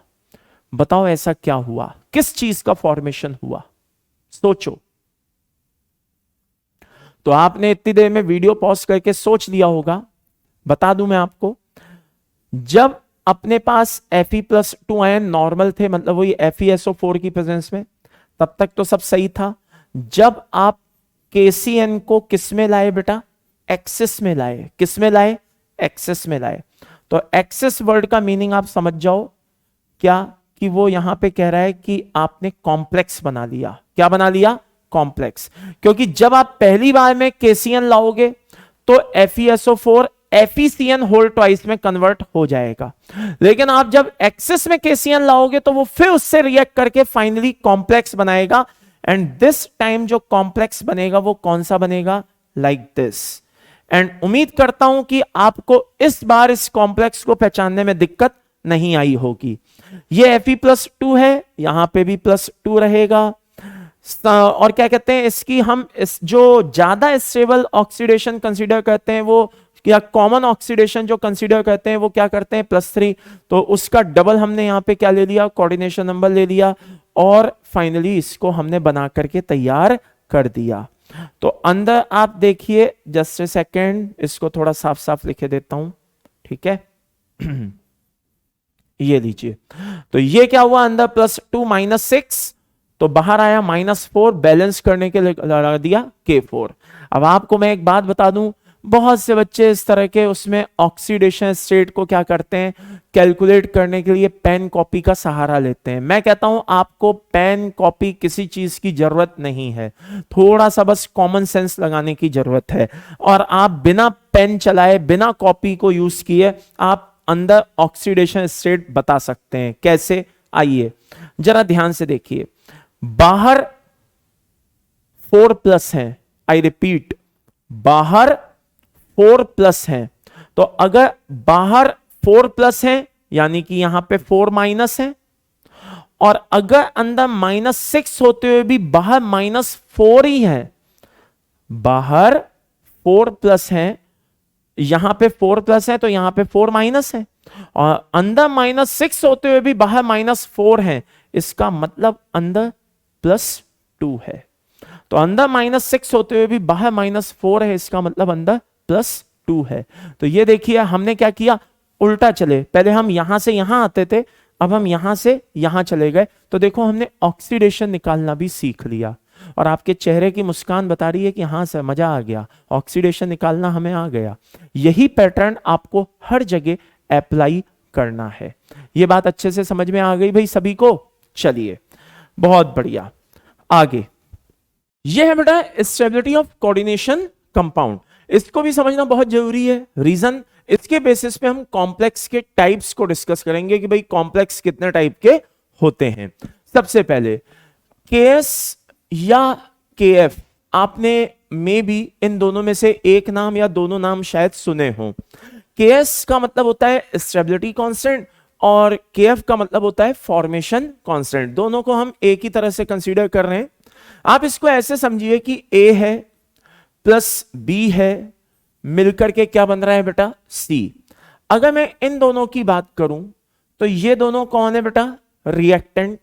अगर मैं इसकी बात करूं तो ये कौन है बेटा, प्रोडक्ट। करेक्ट। नाउ अगर मैं आपसे कहूं कि ए और बी आपस में रिएक्ट करके जब सी बनाते हैं तो सी बल्क में बनता है, इसका मतलब ये हुआ कि बनने वाला जो प्रोडक्ट है वो स्टेबल है, तभी तो बन रहा है, वरना क्यों बनता। और अगर मैं कहूं कि ए और बी मिलके सी बनाते हैं लेकिन वो बहुत कम बनता है, इसका मतलब बनने वाला प्रोडक्ट जो है वो कम बन रहा है, मतलब वो अनस्टेबल है। तो कुल मिलाकर के अगर सी का फॉर्मेशन ज्यादा हो रहा है मतलब वो स्टेबल है, यानी कि उसका केएस या केएफ हाई है। अगर सी का फॉर्मेशन कम हो रहा है इसका मतलब उसका केएस या केएफ कम है। तो by the end summary is this, मैं कह सकता हूं क्या कि अगर केएस या केएफ हाई है इसका मतलब बनने वाला जो प्रोडक्ट है उसकी स्टेबिलिटी भी कैसी होगी बेटा, हाई होगी। कैसी होगी, हाई। अब मान लीजिए कि स्टेबिलिटी हाई है तो क्या मैं इसको ऐसे कह सकता हूं कि उसके आयोनाइज होने की टेंडेंसी कम होगी। मान लीजिए कि कोई एक सी प्रोडक्ट जो बन रहा है वो बहुत ही ज्यादा स्टेबल है, उसका केएस या केएफ बहुत ही हाई है, तो उसके आयंस में टूटने का नेचर, उसका वापस से आयंस में जो टूटने का नेचर है वो मोस्ट प्रोबेबली क्या होगा, कम होगा। लाइफ में कुछ 100% तो होता नहीं है, मैं ये नहीं कह रहा कि वो आयंस में बिल्कुल डिसोसिएट नहीं होगा, लेकिन मैं ये कह रहा हूं कि उसके आयंस में टूटने का नेचर कम होगा, यानी कि आयंस में डिसोसिएट होने का नेचर कम होगा। तो इससे ये पता चलता है कि अगर किसी कॉम्प्लेक्स का केएस या केएफ हाई है इसका मतलब उसकी स्टेबिलिटी हाई है, और उसके आयोनाइज होने की टेंडेंसी यानी कि आयंस में ब्रेक होने की जो नेचर है वो क्या है, बहुत ही कम है। अच्छा, नाउअडेज क्या किया गया है, इसको समझने के लिए एक और भी तरह से हम इसको कंसीडर करते हैं कि अगर कोई कॉम्प्लेक्स बहुत ज्यादा स्टेबल है, आई रिपीट, अगर कोई कॉम्प्लेक्स बहुत ज्यादा स्टेबल है इसका मतलब उसका केएस या केएफ बहुत हाई है। तो अगर किसी का केएस या केएफ बहुत हाई है तो इसका मतलब कि वो बहुत ज्यादा स्टेबल यानी कि वो बहुत कम अनस्टेबल है। तो by the end summary is this, इसको हम KINS से रिप्रेजेंट करते हैं। किसी कॉम्प्लेक्स का केएस किसी कंपाउंड का Ks बहुत ही हाई है, इसका मतलब वो बहुत ज्यादा स्टेबल है, इसका मतलब वो बहुत कम अनस्टेबल है, जिसको हम किससे रिप्रेजेंट करते हैं, KINS। यहां पे हम इसको इनस्टेबल बोलते हैं। क्या बोलते हैं, इनस्टेबल। तो सीधी सी बात है कि किसी कॉम्प्लेक्स का Ks अगर वैल्यू आपको हाई दिया हुआ है विद रिस्पेक्ट टू, मान लो कोई भी कंपाउंड है और बोला गया है कि इसका Ks क्या है, बहुत ही हाई है, इसका मतलब कि वो बहुत ही स्टेबल है, उसमें डिग्री ऑफ आयनाइजेशन या यूं कहिए उसके आयनाइज होने की जो टेंडेंसी है, आयंस में ब्रेक होने की जो टेंडेंसी है, वो बहुत ही कम है। और ये रिलेशन याद रखिएगा बेटा कि जो कॉम्प्लेक्स या कंपाउंड जितना ज्यादा स्टेबल, यानी कि वो उतना कम इनस्टेबल, या यूं कहिए जो जितना ज्यादा इनस्टेबल वो उतना कम स्टेबल, दोनों बातें एक ही हैं, कैसे भी आप कह के देख लीजिए। तो ये Ks या Kf के बेसिस पे कॉम्प्लेक्स को दो पार्ट में रखा गया है। कितने पार्ट में रखा गया है बेटा, दो पार्ट में रखा गया है। एक बोलते हैं बेटा परफेक्ट कॉम्प्लेक्स और एक बोलते हैं इम्परफेक्ट कॉम्प्लेक्स। अब आप परफेक्ट कॉम्प्लेक्स को पहले समझिए, फिर अपन इस पे आगे चलेंगे। परफेक्ट कॉम्प्लेक्स का नाम जो है परफेक्ट, थोड़ा उस पे जोड़ दीजिए, आपको समझ में आएगा कि बेसिकली ये कहना क्या चाह रहा है। परफेक्ट कॉम्प्लेक्स ऐसा कॉम्प्लेक्स होता है जिसका Ks या Kf कैसा होता है, हाई, नंबर 1, जिसका Kf कैसा होता है बेटा, हाई। अब Kf अगर हाई है इसका मतलब वो ज्यादा स्टेबल है, और अगर वो ज्यादा स्टेबल है इसका मतलब उसके आयंस में डिसोसिएट होने का नेचर कम है। अब आयंस में अगर डिसोसिएट होने का नेचर कम है, यानी कि आप उसको एक्वस मीडियम में डाल रहे हो, तो देखो लाइफ में 100% तो कुछ नहीं होता, थोड़ा बहुत ही सही वो आयंस में डिसोसिएट तो होगा। लेकिन अगर जब आप उसको एक्वस मीडियम में डाल रहे हो, आयंस में उसको डिसोसिएट कर रहे हो, तो जब आप उसमें कोई रिएजेंट मिलाओगे, कोई एक्सटर्नल सब्सटेंस मिलाओगे, तो आप देखोगे कि वो उससे रिएक्ट कर रहा है या नहीं कर रहा है। अगर वो उससे रिएक्ट नहीं कर रहा है, अगर मान लो उससे रिएक्ट नहीं कर रहा है, तो आप समझ जाना कि ये परफेक्ट कॉम्प्लेक्स है। क्योंकि जो परफेक्ट कॉम्प्लेक्स होते हैं उनका Kf हाई होने की वजह से वो इतने ज्यादा स्टेबल होते हैं कि उनके आयंस में ब्रेक होने का नेचर कम होता है, और जब कोई आयंस में ब्रेक ही नहीं होगा तो वो किसी रिएजेंट के साथ रिएक्ट करके कोई आगे रिएक्शन भी देना पसंद नहीं करेगा। और ऐसे कॉम्प्लेक्स को हम क्या बोलते हैं बेटा, परफेक्ट कॉम्प्लेक्स बोलते हैं। तो जो बातें मैंने बोली हैं वो यहां पे मैंने लिख भी दी हैं, आप ध्यान से देख सकते हैं। ये बात समझ में आ गई अच्छे से। अब आप बोलेंगे सर इसका कोई एग्जाम्पल हो जाए, आइए चलिए एग्जाम्पल की बात करते हैं। मान लो कि ये हमारे पास CuCN होल ट्वाइस है, ये सपोज फर्दर ब्रेक हो गया किसमें, CuCN और CN होल ट्वाइस में। रिएक्शन को बैलेंस करेंगे, यहां पे 2 रख दीजिएगा, सब बैलेंस हो रहा है, ठीक है। ये CN होल ट्वाइस जो है ये एक तरह की टॉक्सिक गैस होती है जिसको हम साइनोजन के नाम से जानते हैं। किस नाम से जानते हैं बेटा, साइनोजन के नाम से जानते हैं। साइनोजन टॉक्सिक गैस होती है, ये आपको क्या कहते हैं पता चलेगा, लेकिन जिसने सूंघ ली होगी बेटा उसको पता नहीं चलेगा, क्योंकि वो तो सूंघ के निकल लेगा। बात समझ में आ रही है, हाँ आपको पता चलेगा क्योंकि आप उसको देख रहे होगे, अच्छा साहब ये तो निकल ली है, समझ में आ रहा है। खैर जरा ध्यान से सुनना, तो साइनोजन गैस जो होती है बेटा टॉक्सिक गैस होती है। और फाइनली आगे हम क्या करेंगे, लाएंगे KCN को। अब आप देखिए मैंने यहां पे क्या वर्ड यूज किया, हमने KCN यूज किया है किसमें, एक्सिस में। किसमें, एक्सिस में। तो अब आप जरा ध्यान से देखिए कि अगर कॉपर +1 और +2 को कंपेयर करूं तो +2 जो होती है कंपैरेटिवली ज्यादा स्टेबल रहती है। तो यहां पे जो कोऑर्डिनेशन नंबर हम कंसीडर करेंगे वो कोऑर्डिनेशन नंबर कितना होगा, स्टेबल ऑक्सीडेशन स्टेट का जो, या कॉमन ऑक्सीडेशन स्टेट यूं कह लीजिए, उसका क्या होगा बेटा, डबल। तो डबल अपन बना देते हैं, यानी कि साइनाइड जो होगा कॉपर के साथ कितना कंसीडर होगा, 4। ओके, अब आगे देखिए, यहां पे कॉपर +2 है और यहां पे कॉपर +1 है। हम जो प्रोडक्ट बना रहे हैं वो यहां से बना रहे हैं, कॉम्प्लेक्स जो बना रहे हैं हम वो फिलहाल यहां से बना रहे हैं। तो अब आप इसको देखिएगा कि ये ट्रिक बता रहा हूं, याद करिए, अभी थोड़ी देर पहले बहुत अच्छे से बता के चुका हूं क्या, कि ये जो +1 है वो यहां पे भी क्या रहेगा बेटा, +1, लेकिन अंदर -4 है, यानी कि बाहर आएगा -3, और अगर ये -3 है तो यहां पे लगा दो K3। तो पहले ही कह दूं मैं आपको, वापस से याद दिला दूं कि कॉम्प्लेक्स बनाने का कोई परफेक्ट तरीका इस तरह का नहीं होता है, मैं पहले ही क्लियर कर दूं। कोऑर्डिनेशन नंबर कितना होगा, कितना नहीं होगा, क्या होगा, ऐसे पहले से ही मतलब प्रॉपर डिसाइड करने का कोई एक फिक्स पैटर्न नहीं है। ये सिर्फ हमने अपने समझने के लिए क्या बना ली है बेटा, ट्रिक बना ली है, जो कुछ हद तक एट सम एक्सटेंट हमारी हेल्प करती है। ये सब पे अप्लाई होगा ऐसा मैंने बिल्कुल नहीं बोला, सिर्फ ये एक ट्रिक है, एज ए ट्रिक इसको फॉलो करिए, अप्लाई हो जाए तो बल्ले बल्ले, नहीं हो तो कोई बात नहीं। समझ में आ रहा है? चलिए, बाकी मैं आपको बता दूं कि पढ़ते पढ़ते धीरे धीरे क्या आ जाएगा, आपको फील आ जाएगा कि हाँ यार इससे तो ये कॉम्प्लेक्स बनता है, इससे ये कॉम्प्लेक्स।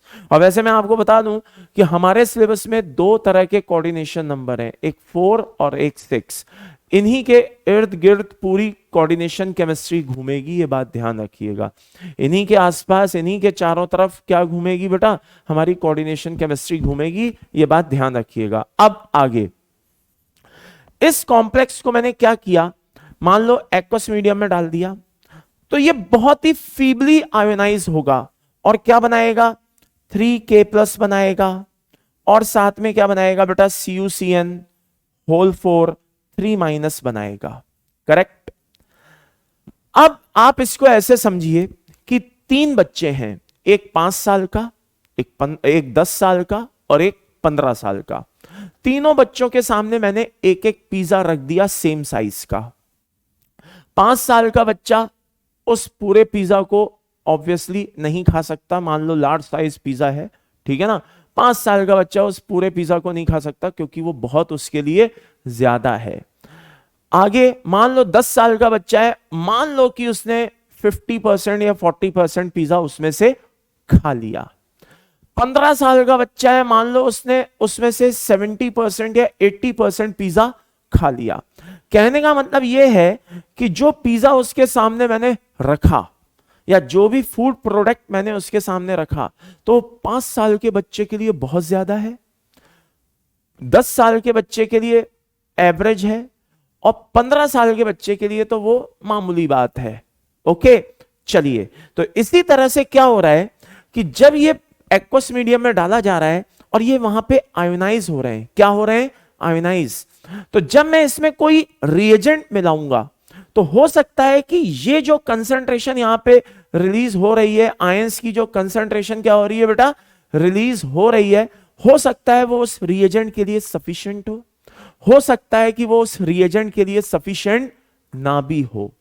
अगर सफिशिएंट है तो वो आगे पीपीटी दे देगा, अगर सफिशिएंट नहीं है तो वो आगे पीपीटी नहीं देगा। तो जब हम इसको एक्वस मीडियम में डालेंगे तो ये इस तरह से ब्रेक होगा, और हो सकता है कि इसका कुछ पार्ट इस तरह से भी ब्रेक हो जाए। लेकिन अब ये डिपेंड करता है कि ये कितना ब्रेक हुआ या नहीं हुआ। तो हमने क्या किया, जब इसमें हमने एक रिएजेंट मिलाया, H2S को हमने इसमें ऐड किया। किसको ऐड किया, H2S को। तो अगर ये प्रॉपर ब्रेक हुआ होता सपोज, तो ये कॉपर आयन इस H2S के साथ रिएक्ट करके और यहां पे Cu2S का पीपीटी बनाते। लेकिन अगर मान लो कि ये कॉपर आयन ये यहां पे इस तरह से प्रॉपर रिलीज नहीं हुआ, क्योंकि भाई आफ्टर ऑल कॉम्प्लेक्स है और कॉम्प्लेक्स के ब्रेक होने का नेचर बहुत कम होता है, हाँ, तो कॉम्प्लेक्स इस तरह से अपनी एग्जिस्टेंस को खोता नहीं है, अभी थोड़ी देर पहले मैंने बताया भी था। लेकिन एक बात भी बोली है कि लाइफ में 100% तो कुछ भी नहीं होता है, थोड़ा सा ही सही आयंस तो ब्रेक होते ही हैं, भले चाहे वो थोड़े से ही हो, 100 में 0.1% ही हो, लेकिन हाँ होते हैं, ठीक है। तो अब हो क्या रहा है बेटा, यहां पे जो कंसंट्रेशन जो रिलीज हो रही है, आयंस जो रिलीज हो रहे हैं, हो सकता है कि वो H2S के लिए सफिशिएंट ना हो। तो यहां पे क्या आ जाएगा, answer is no PPT.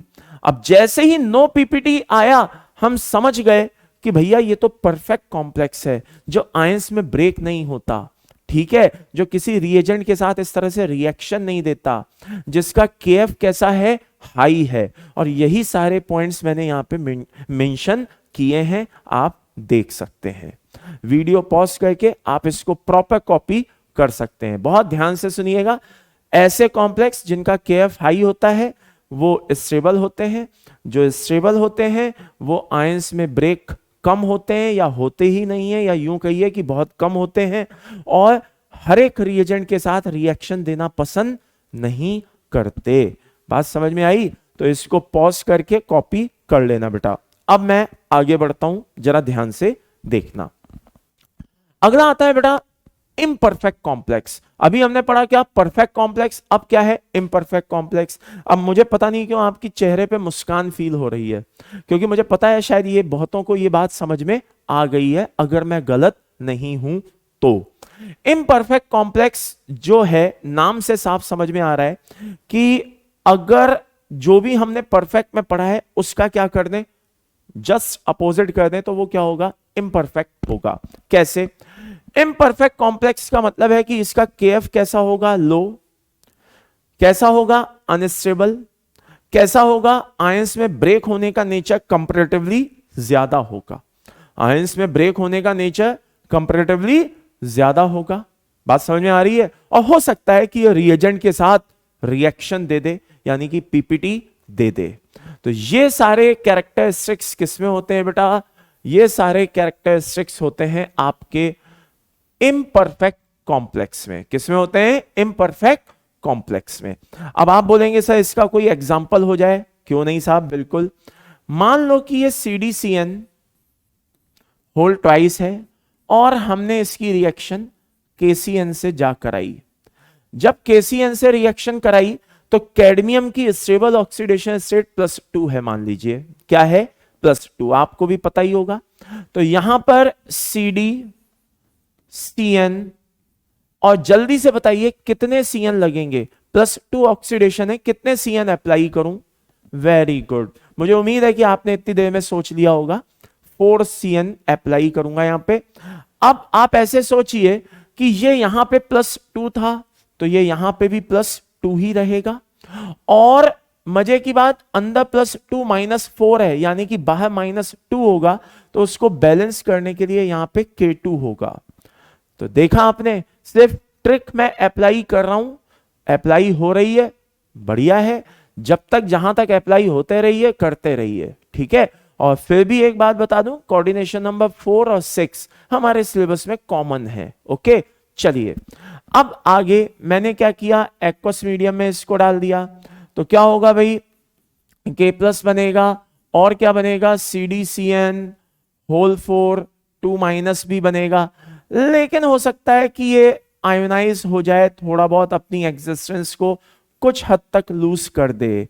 Life में 100% कुछ नहीं होता है। समझ में आया? याद आया? मैंने अभी बोला था। तो by the end summary is this, कुल मिलाकर के अब जब मैं इसमें क्या करूंगा, कोई रिएजेंट मिलाऊंगा, मान लो H2SE मिलाया, तो यहां पे मुझे CDS का येलो कलर PPT मिल जाएगा। ये साइन जो होता है PPT का होता है, आप लोगों को पता ही होगा होपफुली।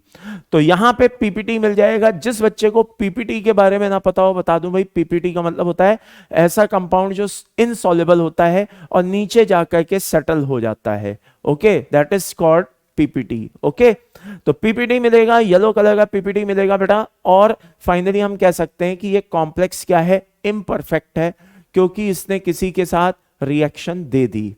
रिएक्शन दे दी यानी कि ये आयोनाइज हुआ होगा, आयोनाइज हुआ होगा यानी कि ये अनस्टेबल है, अनस्टेबल है यानी कि इसका KF लो है। तो ये सारे कैरेक्टरिस्टिक्स होते हैं किसके? इम्परफेक्ट कॉम्प्लेक्स के। तो इसको भी पॉज करके कॉपी कर लेना बेटा। आगे बढ़ते हैं। अब बात आती है, आपके मन में अब एक डाउट आएगा, सर ये बताओ कि कौन सा कॉम्प्लेक्स परफेक्ट होता है और कौन सा कॉम्प्लेक्स इम्परफेक्ट होता है? मुझे कैसे पता चलेगा कि भाई ये परफेक्ट है कि ये इम्परफेक्ट है? मुझे कैसे पता चलेगा? हाउ? तो भाई देखो, सीधी सी बात है, हाँ, कि इसकी कोई स्पेसिफिक, मतलब कोई पर्टिकुलर इसकी एक लाइन नहीं होती कि मैं बोल दूं कि ये परफेक्ट है कि ये इम्परफेक्ट है। ये तो हमें दो ही चीजों से पता चल सकते हैं, या तो हम एक्सपेरिमेंट करके देखें या हमें KF की वैल्यू गिवन हो। जी हां, दो में से किसी एक चीज से हम इसको एक्सप्लेन कर सकते हैं। तो अब कैसे एक्सप्लेन करेंगे, आइए जरा ध्यान से देखिएगा। मान लीजिए कि मैंने कॉम्प्लेक्स लिया AgNH3 होल ट्वाइस। अब Ag की स्टेबल ऑक्सीडेशन मान लो +1 है, तो हमने उसका डबल क्या कर दिया, कोऑर्डिनेशन। और ये देखिए बाहर प्लस आ रहा है क्योंकि अमोनिया न्यूट्रल है, क्योंकि अमोनिया कैसा है बेटा, न्यूट्रल है। ओके, नाउ अब जरा ध्यान से देखना। मान लो कि हमने यहां पर कुछ कंपाउंड लिए। क्या लिए बेटा, कुछ कंपाउंड लिए। जस्ट इमेजिन हमने यहां पे KBr लिया, जस्ट इमेजिन हमने यहां पे Ki लिया, करेक्ट। आगे बहुत ध्यान से सुनना, एक हमने क्या लिया बेटा, KBr लिया, और एक हमने क्या लिया, Ki लिया, करेक्ट। अब आगे KBr से जब मैंने इस कॉम्प्लेक्स की रिएक्शन कराई तो मुझे लगा कि शायद कुछ Ag+ आयन मुझे मिलेंगे जो इससे रिएक्ट करके AgBr बना लेंगे। बट मजे की बात, मुझे यहां पे कोई पीपीटी बनता हुआ दिखाई नहीं दिया। यहां पे मुझे कोई पीपीटी बनता हुआ दिखाई नहीं दिया। Answer is no PPT. ठीक है, अब जो कंसंट्रेशन मैंने किसकी ली थी बेटा, KBr की ली थी। किसकी ली थी, KBr की ली थी। बात समझ में आ रही है? वही कंसंट्रेशन मैं सेम Ki की भी लूंगा। Ki के साथ मैं क्या देख रहा हूं कि यहां पे AgI बन रहा है। क्या बन रहा है, AgI बन रहा है। AgI कैसा है भाई मेरे, येलो कलर पीपीटी का बन रहा है। कैसा बन रहा है, येलो कलर पीपीटी का बन रहा है। अब मजे की बात यह है कि जब मैंने KBr लिया तब तो रिएक्शन नहीं हुई, और जब Ki लिया तो रिएक्शन हो गई। ये इस बात को इंडिकेट करता है, ये इस बात को प्रूफ करता है कि दोनों सेम कंसंट्रेशन पे थे, लेकिन एक ने रिएक्शन दी दूसरे ने नहीं दी। इसका मतलब ये हुआ कि ये नेचर का मामला है। किसका मामला है, नेचर का मामला है। बात समझ में आ रही है? कहने का मतलब है एक का नेचर है रिएक्शन देने का, दूसरे का नेचर नहीं है रिएक्शन देने का। लेकिन वहीं पे मैंने क्या किया, इस KBr को एक्सेस में ले लिया। इस KBr को मैंने किस में ले लिया बेटा, एक्सेस में ले लिया। तो जब मैंने इसको एक्सेस में ले लिया तो यहां पे मैंने देखा इसने फट से रिएक्शन दे दी, किसकी, AgBr की। तो अब आप बात को समझने की कोशिश करिए, क्या कि KBr ने रिएक्शन नहीं दी, सेम कंसंट्रेशन पे Ki ने reaction the, this is called nature. KBr ने रिएक्शन नहीं दी लेकिन एक्सेस ऑफ KBr ने रिएक्शन दी, इसको बोलते हैं कंसंट्रेशन। यानी कि कोई भी कॉम्प्लेक्स परफेक्ट या इम्परफेक्ट है, इसका कोई बॉर्डर लाइन, मतलब बहुत इसका कोई स्पेसिफिक, कोई इनके बीच में कोई एक शार्प लाइन नहीं है कि भाई ये परफेक्ट बोल दूं कि ये इम्परफेक्ट बोल दूं। इसको प्रॉपर एक्सप्लेन करना इतना आसान नहीं है। तो इसको हम कैसे एक्सप्लेन कर सकते हैं, या तो प्रैक्टिकली एक्सप्लेन कर सकते हैं, या फिर हमें KF की वैल्यू दे दो, हम बता देंगे। अब आप बोलोगे सर KF की वैल्यू दे दें, कैसे बता दोगे? मान लो यार 4 कॉम्प्लेक्स हैं और उसने कहा कि इनमें से एक कॉम्प्लेक्स है जो क्या कहते हैं फला फला कंपाउंड के साथ रिएक्शन दे सकता है, बाकी नहीं दे सकते। तो मैं क्या करूंगा, मैं 2 बातें देखूंगा। अगर KF दिया हुआ है तो मैं चेक करूंगा कि सबसे कम KF किसका है। सबसे कम KF जिसका है वो रिएक्शन दे सकता है। या फिर मैं चेक करूंगा इन सब में सबसे ज्यादा KINS किसका है। तो जिसका KINS सबसे ज्यादा है वो रिएक्शन दे सकता है। तो KF और KINS की वैल्यू वहां पे गिवन होगी, उसके बेसिस पे आप एक्सप्लेन कर दोगे। नहीं तो फिर इस तरह से एक्सप्लेनेशन देना पड़ता है। तो कुल मिलाकर के कोई एक शार्प लाइन नहीं है किसके बीच में कि वो परफेक्ट होगा कि इम्परफेक्ट होगा। तो फिर किस पे डिपेंड करेगा भाई, नेचर पे डिपेंड करेगा। और किस पे डिपेंड करेगा, कंसंट्रेशन पे डिपेंड करेगा। किस पे डिपेंड करेगा, नेचर पे डिपेंड करेगा और कंसंट्रेशन पे डिपेंड करेगा। बात समझ में आई? कैसे कि KBr Ki ने रिएक्शन अगर हम देखें तो KBr ने नहीं दी, Ki ने दी, दिस इज कॉल्ड नेचर, क्योंकि दोनों सेम कंसंट्रेशन में थे। लेकिन एक्सेस ऑफ KBr ने दे दी, यानी कि this is called concentration. Okay, तो परफेक्ट और इम्परफेक्ट उम्मीद करता हूं आपको बढ़िया से समझ में आ गए होंगे। नाउ अब मैं बात करने जा रहा हूं बेटा कॉम्प्लेक्स के प्रेजेंटेशन की। कॉम्प्लेक्स में होता क्या क्या है, तो वो जो एक देख रहे हो ना वो छोटू सा है, ठीक है। मैं थोड़ा इसको बड़ा कर देता हूं। हियर इज मान लो X और ये हो गया M L N और ये हो गया Y। वो जो छोटा छोटा लिखा हुआ है यहां मैंने बड़ा बड़ा लिख दिया है। देखिए कोई भी कॉम्प्लेक्स होता है उसके दो पार्ट होते हैं बेसिकली। कितने पार्ट होते हैं बेटा? दो पार्ट होते हैं। एक पार्ट होता है ब्रैकेट के अंदर वाला, एक पार्ट होता है ब्रैकेट के बाहर वाला। ब्रैकेट के बाहर वाले पार्ट को मैंने एक्स से रिप्रेजेंट कर दिया है। किससे रिप्रेजेंट कर दिया है? एक्स से रिप्रेजेंट कर दिया है। तो सबसे पहले हम एक्स की बात करें, इसको बोलते हैं बेटा काउंटर आयन। क्या बोलते हैं? Counter ion. एक्स को हम किसके नाम से जानते हैं? काउंटर आयन या आयनिक स्फीयर भी बोल सकते हैं। आगे ब्रैकेट के जो अंदर वाला पार्ट है उसको हम बोलते हैं बेटा कोऑर्डिनेशन स्फीयर। क्या बोलते हैं? ब्रैकेट वाले पार्ट को हम क्या बोलते हैं? Coordination sphere. आगे ये एम क्या है? ये एम है बेटा सेंट्रल मेटल एटम, या आप इसको सीएमआई सेंट्रल मेटल आयन भी बोल सकते हैं। भाई चार्ज होगा, ऑक्सीडेशन होगी तो आयन ही तो कंसीडर होगा, तो सीएमए भी बोल सकते हैं और सीएमआई भी बोल सकते हैं। ठीक है, सेंट्रल मेटल एटम, ठीक है, या आयन। आगे सेंट्रल मेटल एटम का काम होता है सामने वाले ग्रुप से लोन पेयर लेना, लोन पेयर को एक्सेप्ट करता है। तो ये लोन पेयर एक्सेप्टर होता है, number one. Number second, lone pair लेने वाला कौन होता है? Lewis acid. कौन होता है? Lewis acid. तो सेंट्रल मेटल एटम जो होता है बेटा वो लुईस एसिड की तरह बिहेव करता है क्योंकि वो लोन पेयर एक्सेप्टर होता है। बात समझ में आ रही है? चलिए आगे। अब बात आती है कि ये एल क्या है। तो एल जो है बेटा दिस इज कॉल्ड लिगैंड। ये क्या कहलाता है बेटा? लिगैंड। इसको हम किस नाम से जानते हैं? लिगैंड। ये एक ऐसा ग्रुप होता है जो लोन पेयर देने में कैपेबल होता है। वो लिगैंड ही क्या जो लोन पेयर ना दे सके, यानी कि ऐसा ग्रुप जो लोन पेयर नहीं दे सकता वो लिगैंड कंसीडर नहीं होता। पहली बात बहुत इंपॉर्टेंट, जो लोन पेयर देने में कैपेबल नहीं है, जिसके पास लोन पेयर नहीं है, वो लिगैंड हो ही नहीं सकता। लोन पेयर देने वाला ही लिगैंड कंसीडर होता है। अब ये लोन पेयर दे रहा है तो ये किसकी तरह बिहेव कर रहा है? लोन पेयर डोनर की तरह बिहेव कर रहा है, यानी कि लुईस बेस की तरह बिहेव कर रहा है। किसकी तरह बिहेव कर रहा है बेटा? लुईस बेस की तरह बिहेव कर रहा है। ये बात समझ में आ गई? आगे ये जो आप एन देख रहे हैं, बेसिकली ये जो एन है बहुत से बच्चे इसको गलत समझ लेते हैं। वो समझते हैं शायद ये कोऑर्डिनेशन नंबर होगा। नहीं, ये कोऑर्डिनेशन नंबर नहीं होता बेटा, ये नंबर ऑफ लिगेंड्स होते हैं। क्या होते हैं? Number of ligands. मैंने इसको कोऑर्डिनेशन नंबर क्यों नहीं माना? क्योंकि देखिए कोऑर्डिनेशन नंबर बेसिकली क्या है आगे जाकर के हम पढ़ेंगे, आप उसकी चिंता ना करें। बेसिकली कोऑर्डिनेशन नंबर क्या है? कोऑर्डिनेशन नंबर है किसी सीएमए ने कितने लोन पेयर एक्सेप्ट किए। अब मान लीजिए कोई लिगैंड है, एक लोन पेयर दे सकता है।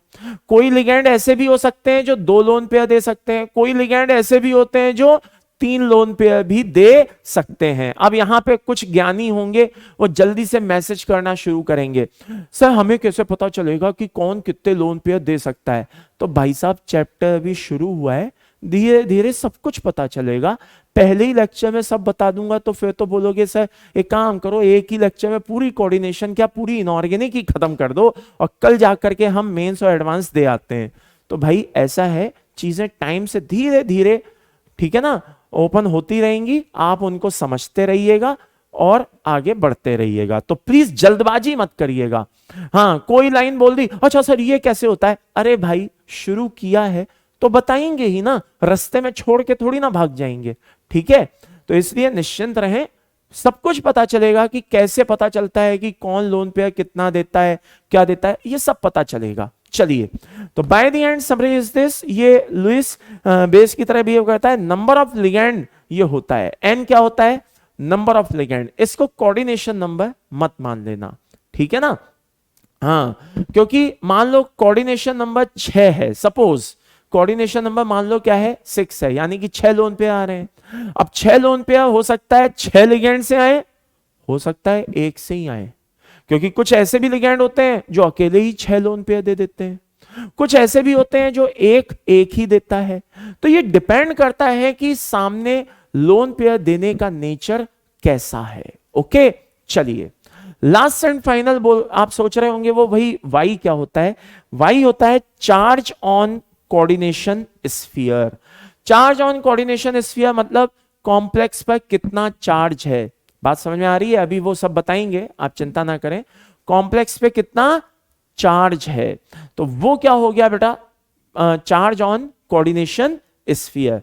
तो एक एग्जांपल मैं आपको यहां पे दिए देता हूं। मान लो कि एक K4 FeCN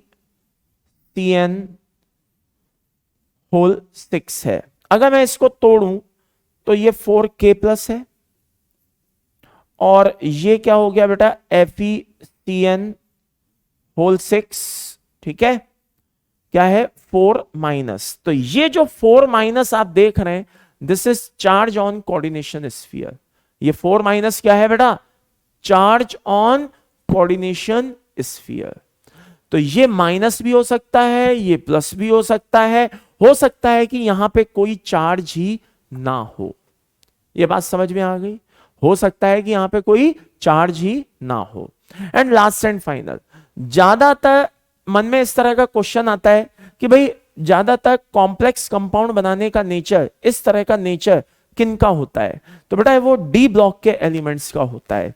बहुत ही सिंपल सा मन में इस तरह की क्वेरी आती है कि भाई आखिरकार कॉम्प्लेक्स बनाने का नेचर जो है डी ब्लॉक वालों का क्यों होता है? देखो, एक तो छोटा साइज होता है, जेड इफेक्ट बहुत हाई होता है, और नंबर 1, नंबर 2, नंबर 3 क्या हो गया बेटा?